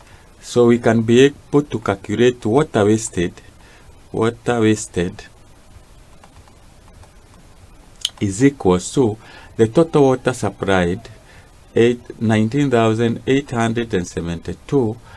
You minus, you add the 13,550 plus 6,000. And 6,000, that is 6,300 liters. That is the water that was retained. And when you work out that, you should be able to get the balance is 22. So 22 liters is the amount of water that was wasted during that day. So that is how you work out that question. You get 3 marks, so you will be able to get 1 mark for getting the total. Then you have the amount of water supplied, and then you have the answer here. So that those are 3 marks. Get more of this, subscribe to this channel, then click this icon to get notification whenever I produce a new video. You can call or WhatsApp me if you have any questions or you want to book an online class. Number 21, we are told that tourists took 1 hour 20 minutes to travel by aircraft from town T, 3 degrees south, 35 degrees east, to town U, 9 degrees north, 35 degrees east. Take the radius of the earth to be 6370 kilometer, and pi is equals to 22. Find the average speed, part A. So you start with part A. Find the average speed of the aircraft. So how do we calculate the speed? Speed is equals to distance over time. So we need to find the distance. And if you look at the T and U, the plane is traveling along the same latitude of 35, but latitude, but that is longitude, and the difference is latitude. So you find that if we can use a circle to demonstrate that, you can have a circle like that. Then this is the equator. So this plane is moving from 3 degrees south. This is T, which is 3 degrees south, and we have 35 degrees that is to the east. It moves to another point here, which is U, and it is 9 degrees and 35 degrees to the east. This is the north. So this is all the longitudes are great circles, and therefore to get the distance, we will need to get the distance along from T here along the same circle. So we use a formula of finding the length of the arc. So length of the arc.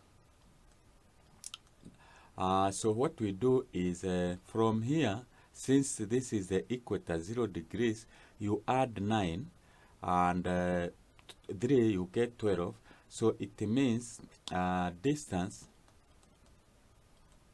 is equals to, that will be 9 plus 3 is 12 degrees, divided by 360.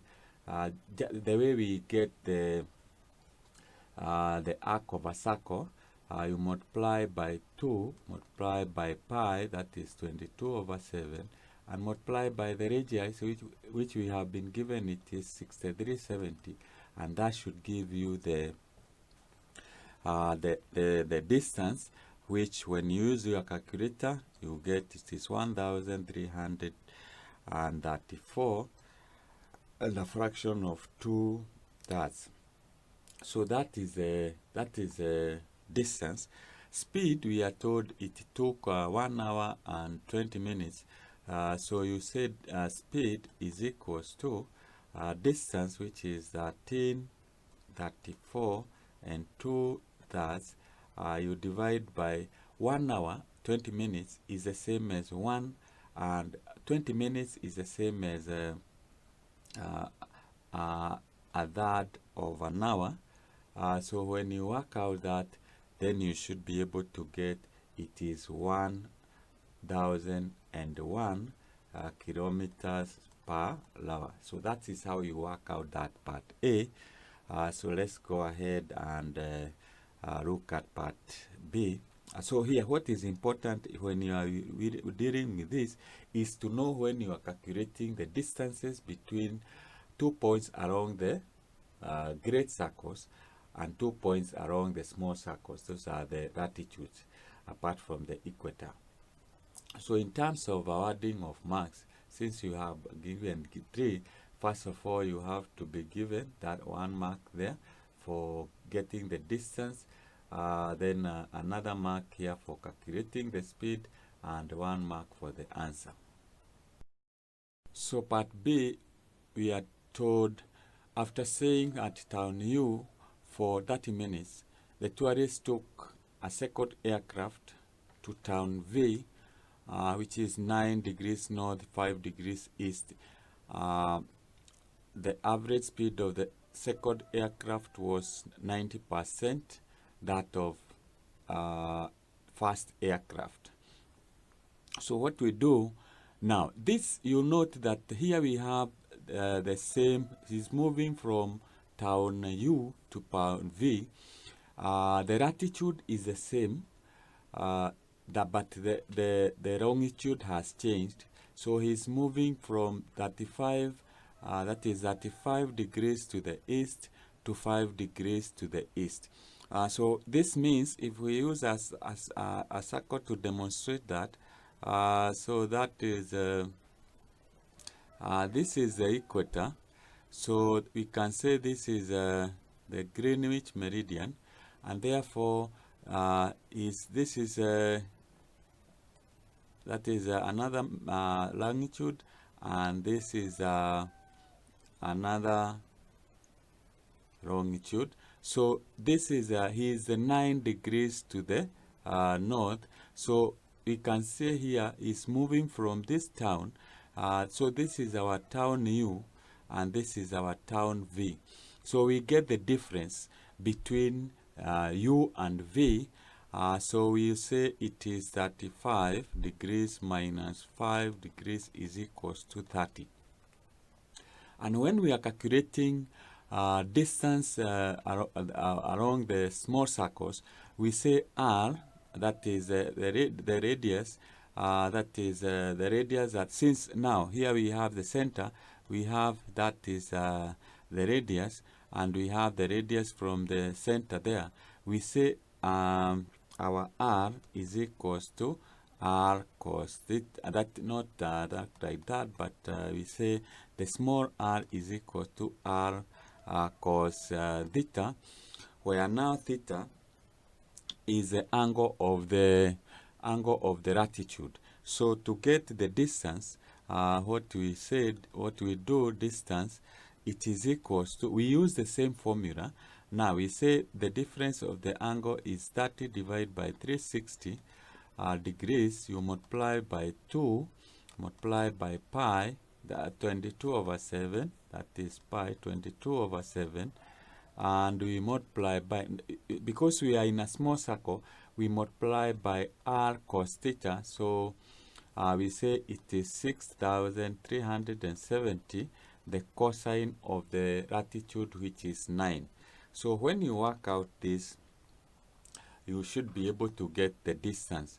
So, but instead of that, because you can use a calculator direct, you can say time is equals to this distance, that is, let me use this, it is 30 divided by 360 degrees, you multiply by 2, multiply by 22 over 7, you multiply by 6370, the cosine of 9 degrees, you divide by the speed. The speed, the first plane, the speed of the first plane, the way we calculated was 1,001 kilometers per hour, and this one is 90 out of 100 of the fast plane, and you use your calculator, you should be able to get, this is 3.6, not 5, 3.65. You get many decimal numbers, 8. You can just leave it like that.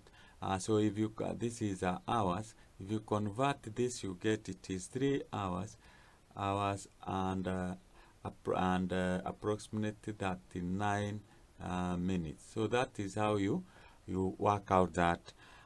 So in terms of awarding marks, you get 1 mark for working out the distance, 1 mark for getting time, that is dividing by speed, and 1 mark for the answer. That's totals to 3 marks. So part C, we are told when the journey started at town T, the local time was 0700 hours, that is 24-hour system, which is the same as 7 a.m. Find the local time at V when the tourist arrived. So we can say the time at when the journey started was 0700 hours at town. He took 1 hour 20 minutes to move from T to U, so we add 1 hour 20 minutes, so this will be 0280. Then from there he took 30 minutes, let's say that stayed down U for 30 minutes, so we add 30, so we get 05, this is 00, so we have 80.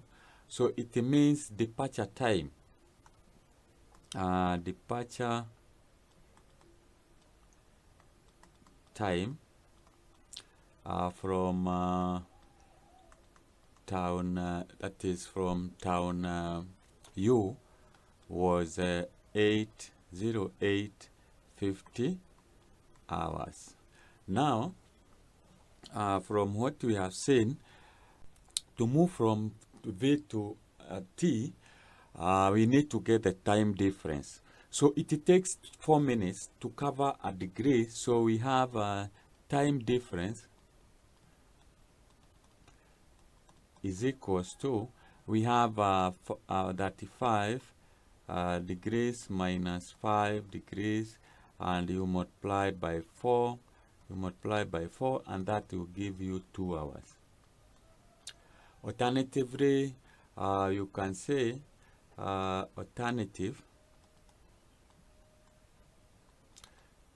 since the group take 24 hours to rotate, then we have for a whole day, then we have that 30 degrees divided by 360, you multiply by 24 hours, that should also give you 2 hours. So it means that we add now the time the tourist departed from the town V, so we are going to add 2 hours here, so we add 2 hours, and then we will be able to get 0, 5, 1, and 10. So that is, this is 0, 10, and we have 1 hour. So it means that the tourist arrived town T at 10:50 hours. This is 24-hour system, so it is the same as 10:50 a.m. or 10 minutes to 11, and that is how you work out that, and you get 4 marks. So you need to get you take maybe 1 mark here for adding up time. Here you get another mark for getting the time, and here you get another mark for adding and you get 1 mark for the answer. So that's how you get you work out that question. Get more of this, subscribe to this channel, then click this icon to get notification whenever I produce a new video. You can call or WhatsApp me if you have any questions or you want to book an online class. Question number 22. We are told the gradient function of a curve is given by the expression 2x plus 1. If the curve passes through the point minus 4, 6, find the equation of the curve. Now, what you say is that that is Roman number 1. We say dy over dx is equals to, we are given it is 2x plus 1. That is a gradient function. So it means to get y is equals to, you integrate 2x plus 1, and this is with respect to dx, which you get, this is 2x squared divided by 2 plus, we have x, and then we have plus c. So that is y is equals to, here you can simplify, you get it is x squared plus x plus c. But we are told that the graph passes through this point, so we can substitute those 2 points, these coordinates, to get the value of c. So when y is 6, it is equals to x, we have minus 4 into bracket squared, then we have plus, we have minus 4, and then that will be plus c. So this is 6 is equals to minus 4 squared is 16 minus 4 plus c, implying that 6 is equals to, this is 12 plus c. You take 12 to the other side, becomes minus c is equals to minus 6, implying y is equals to x. We have x squared, and then we have plus x, and then minus 6. That is the equation, and that is how we work out part 1. So let's have a look at part 2. Roman number 2, we are told the values of x at which the curve cuts the x-axis. So we have our function is equals to y is equals to x squared plus x minus 6. So this means where the graph cuts the x-axis, if you take that is our Cartesian plane, that is x and this is y. If we say that, let's say the graph is like that, you find that at these 2 points, the value of y is 0. So this means we equate x squared plus x minus 6 is equals to 0. So this is a quadratic equation. You can get 2 numbers such that when you add them, you get 1. When you multiply, you get minus 6. So we get x squared plus 3x minus 2x minus 6 is equals to 0, which you can now factor and say x plus 3, and here you can factor out minus 2, you'll be left with x plus 3 is equals to 0.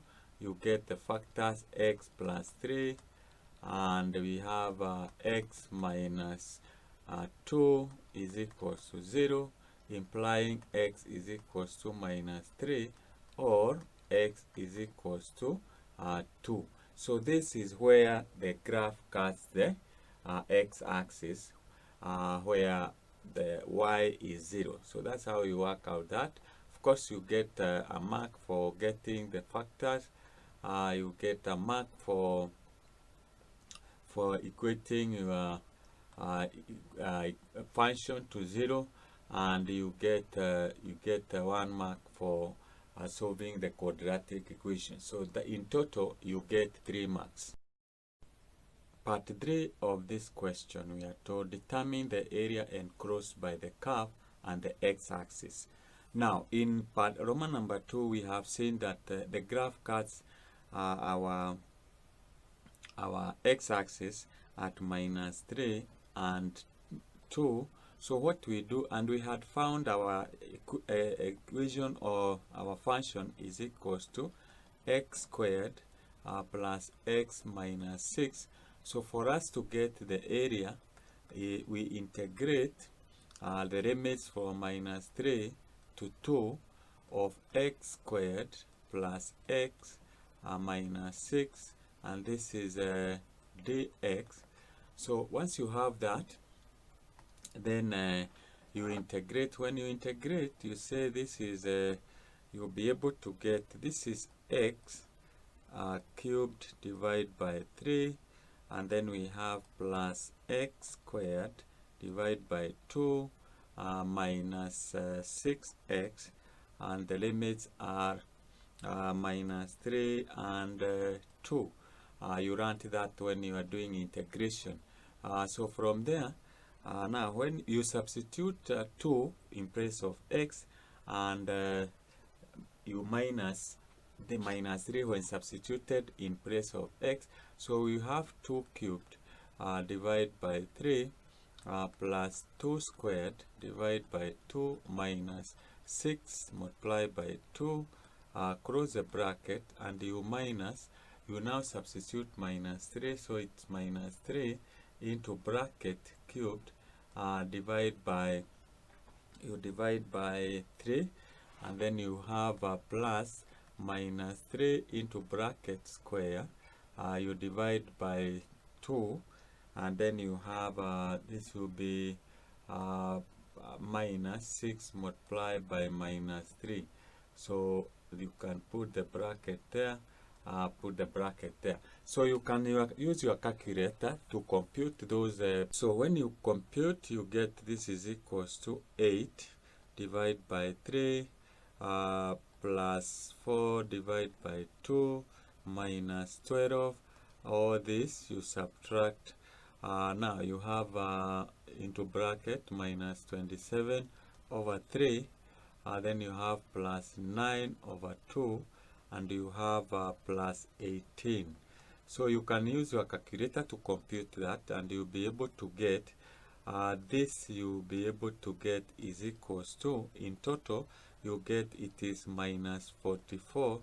All this is divided by 6, minus 81 divided by 6, which is equals to minus 125.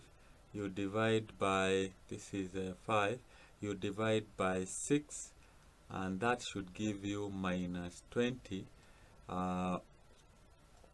5 over 6. So that is the area square unit.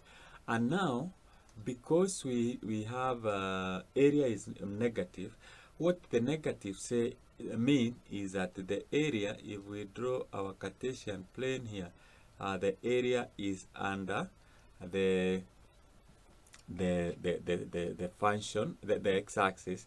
This is our x, this is our y. So the area is under. So you ignore the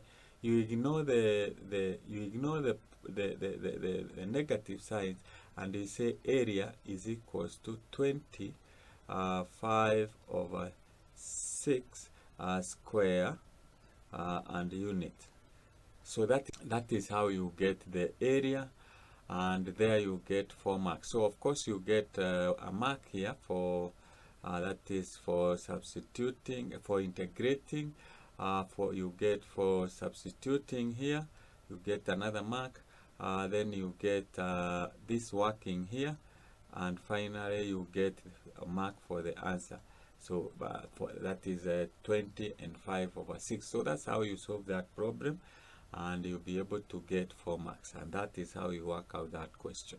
Get more of this, subscribe to this channel, then click this icon to get notification whenever I produce a new video. You can call or WhatsApp me if you have any questions or you want to book an online class.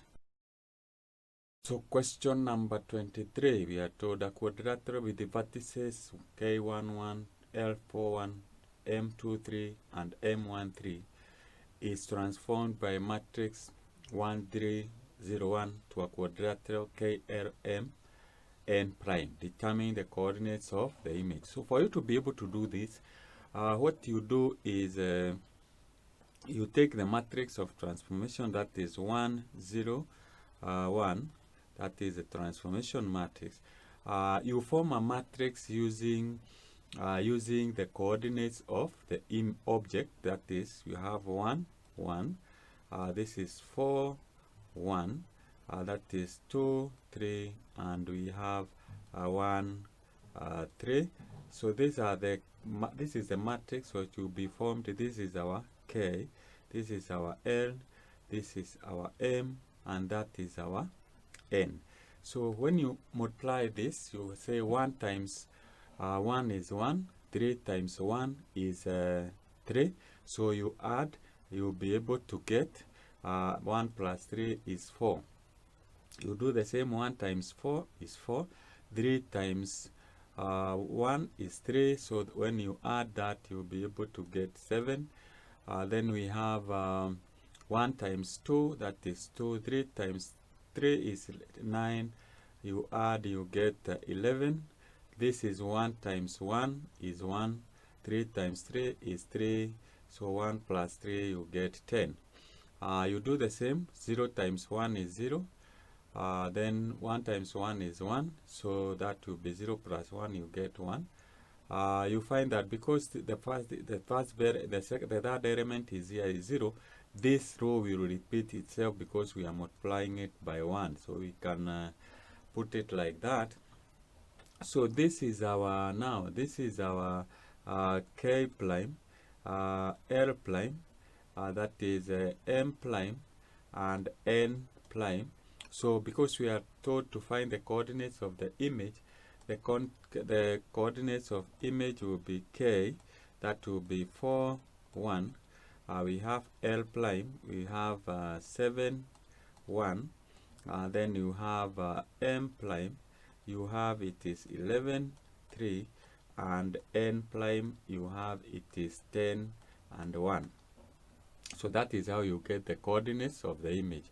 Part B, on the grid provided, draw an object and the image. Draw the object and the image. So we are going to use a grid to be able to do that. So I'll just copy these coordinates of the object and the coordinates of the image, and we'll be able to come up with that those two figures. This is the grid that I'm going to use, and for convenience, let me write the coordinates of our object. This is 1, 1. Our L is 4, 1. We have our M is 2, 3. And we have our N is 1, 3. Then we have the for our image, we have K prime. Then we have K prime, it is 4, 1. We have L prime. L prime, we got it is 7, 1. Then we have M prime, we have 11, 3. And finally we have our N prime, which we got it is 10, 3.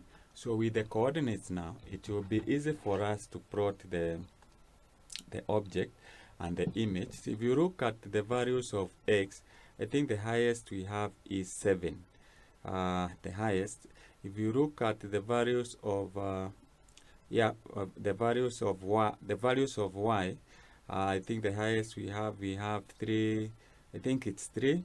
The highest value of x is as for I think it says 11.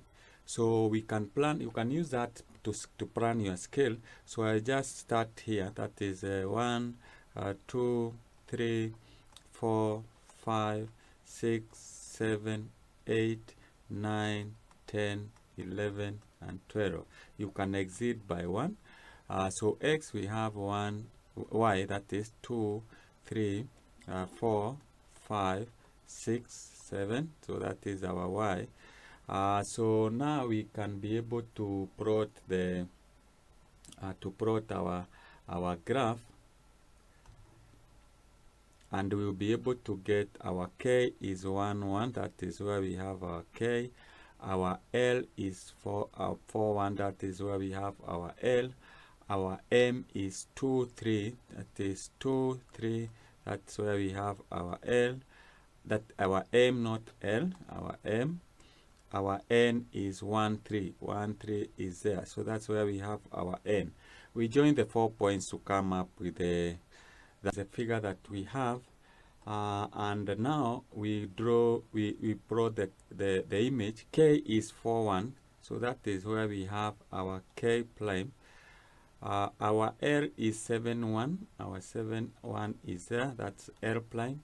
Our M is 11, 3. 11, 3 is there. So that's where we have our M prime. And N is at 10, 3. So that's where we have our N prime. So we join the 4 points to come up with the image. So that is our image. So we have both figures now. From the question, so this going back the question, we have done that part. So part C, describe through the transformation that maps KLMN onto KLMN prime. Here we have prime there.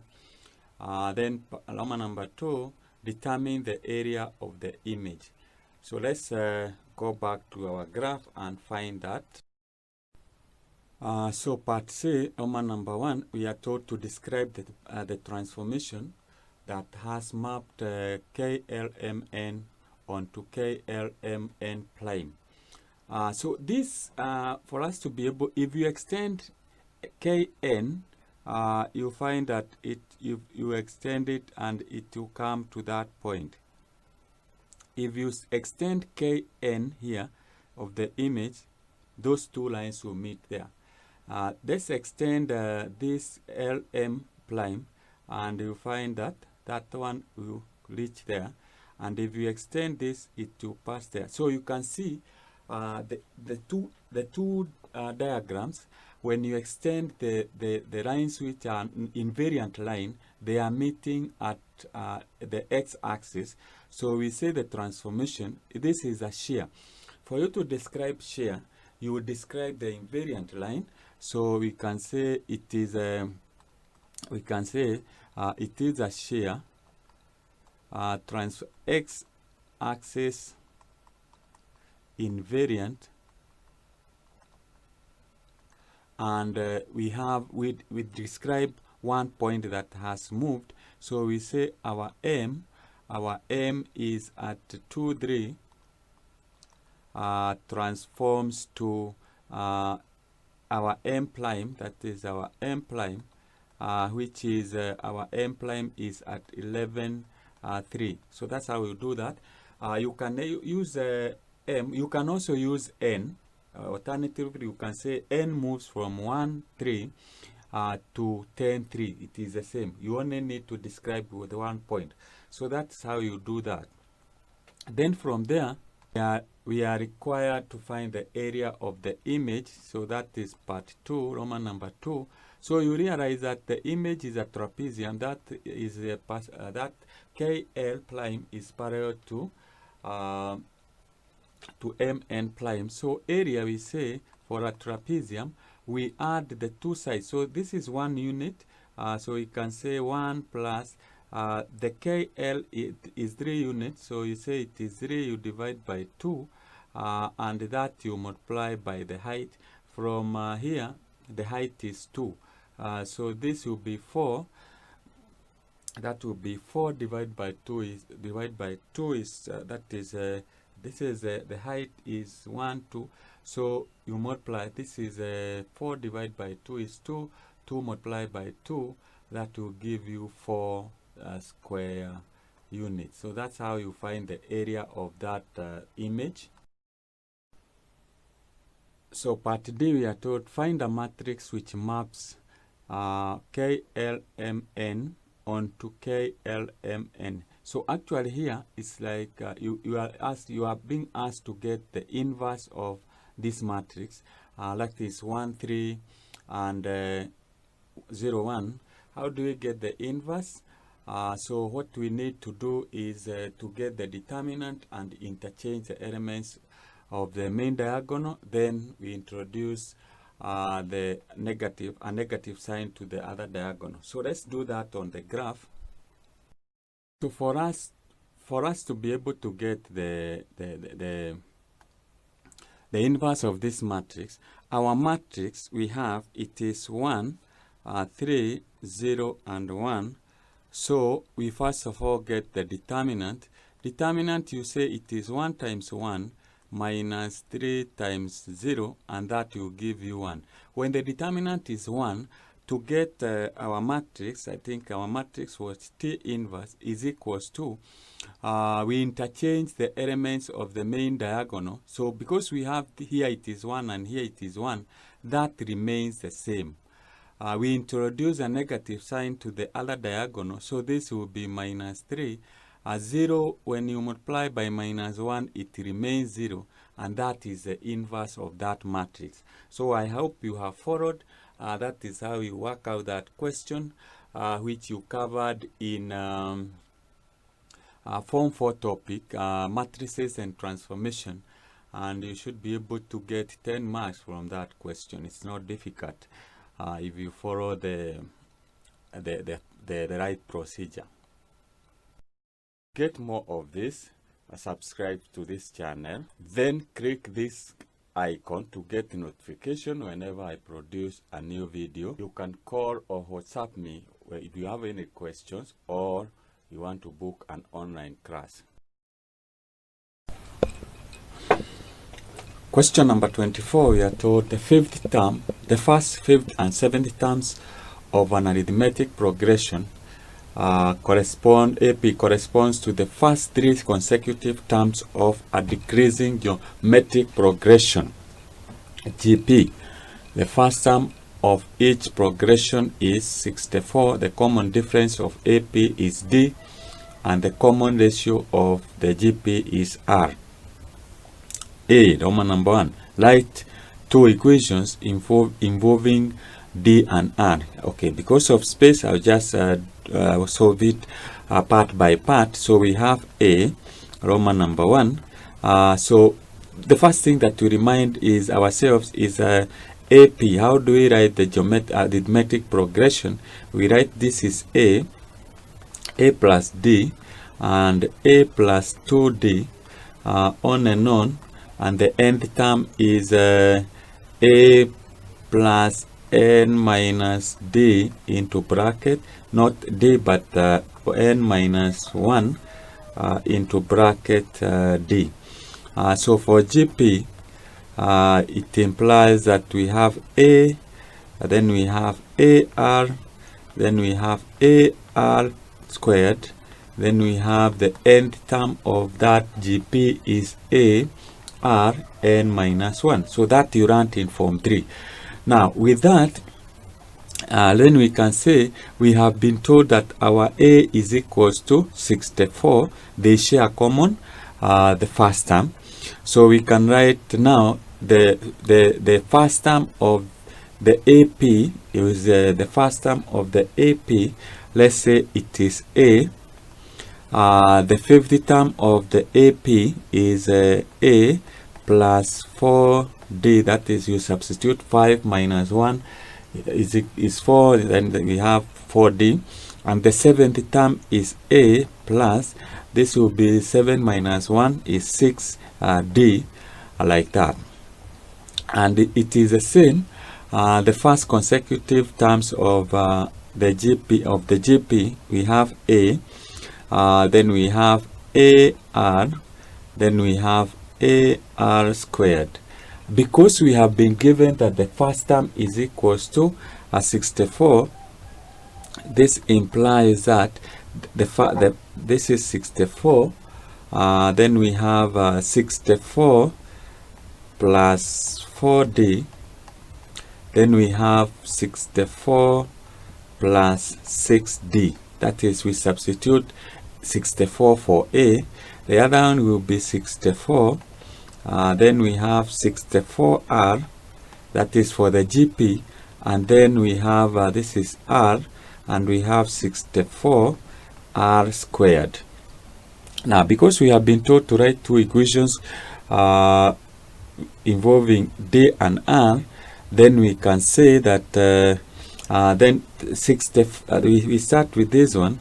Then we are going to say that 64 plus 4d is the same as 64 r. That is the second term of the GP, and we have 64 plus 6d is equals to the third term of the GP is 64r squared, which we can rearrange to have 64 on one side. Then we write 64r minus, we take 4d to the other side, is equals to 64, and we have 64r squared minus 6d is equals to 64. So that is how you write that, and you get yourself 2 marks. But you get yourself for expressing that, that is 1 mark, and getting the two equations, that's another mark. That's another mark. So let's go to part B. In Roman number 1, part A, we have found two equations connecting D and R. Part B, we are told to find the values of D and R. So these two equations, we can write them here. 64r squared minus 6d is equals to 64. The other one is 64r minus 4d is equals to 64. So these are simultaneous equations. We can solve by eliminating one of the unknown. The easier one is to eliminate d, so we can multiply here by 2 and here by 3. This will make 6d to be 12, 4d to be 12. So when you multiply 64r squared, you get 128r squared minus 12d is equals to, this will give us 128. Then the other one you multiply by 3, that will give us 192r. This will be minus 12d is equals to, when you multiply 64 by 3, you get 192. Now, because we want to eliminate d, we subtract, so that minus 12d minus 12d will be minus 12d plus 12d. That will give us 0. So here it means that we will have 128 r squared, you minus 192 r is equals to, and 128 minus 192 will give us minus 64. We can recognize this and say this is 128 r squared minus 192 r. We bring 64 to the left hand side, it will be plus 64 is equals to 0. This is a quadratic equation which we can simplify and get, so we have 128 r squared minus 192 r plus 64 is equals to 0. Let's divide by 64. So we divide by 64, divide by 64, divide by 64. We simplify. Once you divide that, you'll be able to get 64 and 64, you get 1. This will give you 3, and this will give you 2. So it means our quadratic equation is actually 2 r squared minus 3r plus 1 is equals to 0. You get the factors of this. You get two numbers. You multiply 2 multiplied by 1, that is 2. You get two numbers such that when you multiply them, you get 2. When you add them, you get minus 3. So these two numbers, you have 2r squared. This is minus 2r minus r plus 1 is equals to 0. You factor out 2r, you get otherwise, instead of going, so now that you have understood that, we get the factors are r minus 1 and we have 2r minus the minus 1 is equals to 0, implying r is equals to 1, or r is equals to minus plus a half. That is a half. This is a half. And because we are told it is decreasing, then we ignore 1, because if we put 1 here, if we substitute r for 1, our GP will not change to be constant. So r is equals to a half. With that, then we substitute our r in one of the equations. So we say 64 multiplied by a half minus 4d is equals to that is 64. This will be 32, and when you work out on that, you'll be able to get our d is equals to minus 8. That is, you take that, you form 4d to the other side and 64 to this other side. That will be give you 4d is equals to minus 32. You divide by 4 both sides, you get d is equals to minus 8. So in part B, we are told find the sum of the first 10 terms of the arithmetic progression. So the formula for finding the the sum of n terms of an arithmetic progression, or we say it is n divided by 2 into bracket, we have 2a plus we have n minus 1 into bracket d, and you close that bracket. So what do we have? We already have, we are told n is equals to 10. We have a, we had a is 64, and we have found our d is equals to minus 8. So what remains is just to substitute and say the sum of the first 10 terms is equals to 10 divided by 2 into bracket. Then we have 2a, that is 2 multiplied by 64. Then we have plus 10 minus 1 into bracket. We multiply by minus 8, and we close the bracket. So this is going to give you, this is equals, this is 5. You put the bracket, 2 times 64 is 128. Then we have 10 minus 1 is 9. 9 multiplied by minus 8 is minus 72. Minus 72, close the bracket. So this is equals to 5. You multiply by 128 minus 72, that will give you 56. And that, when you multiply using your calculator, you should be able to get 280. So the first 10 terms of the arithmetic progression is 280. There you get 2 marks for working out or identifying the method and getting the answer. So that's how you work out that. Let's go to Roman number 2.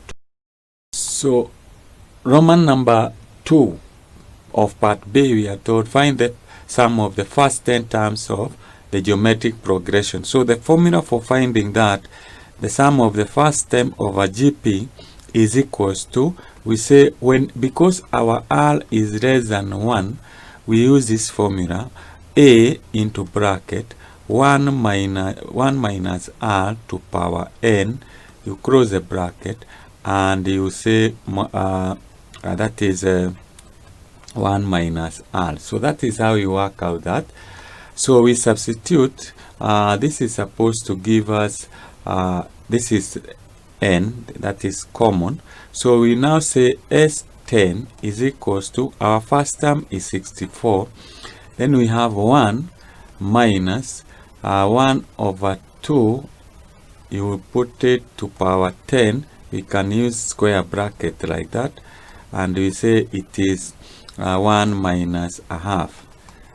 So this will give us, so this is equal to 64. Then we say it is 1 minus, this will be 1 divided by 2 to power 10, because 1 to power 10 is the same as 1. and we have a half. So this is going to give you 64.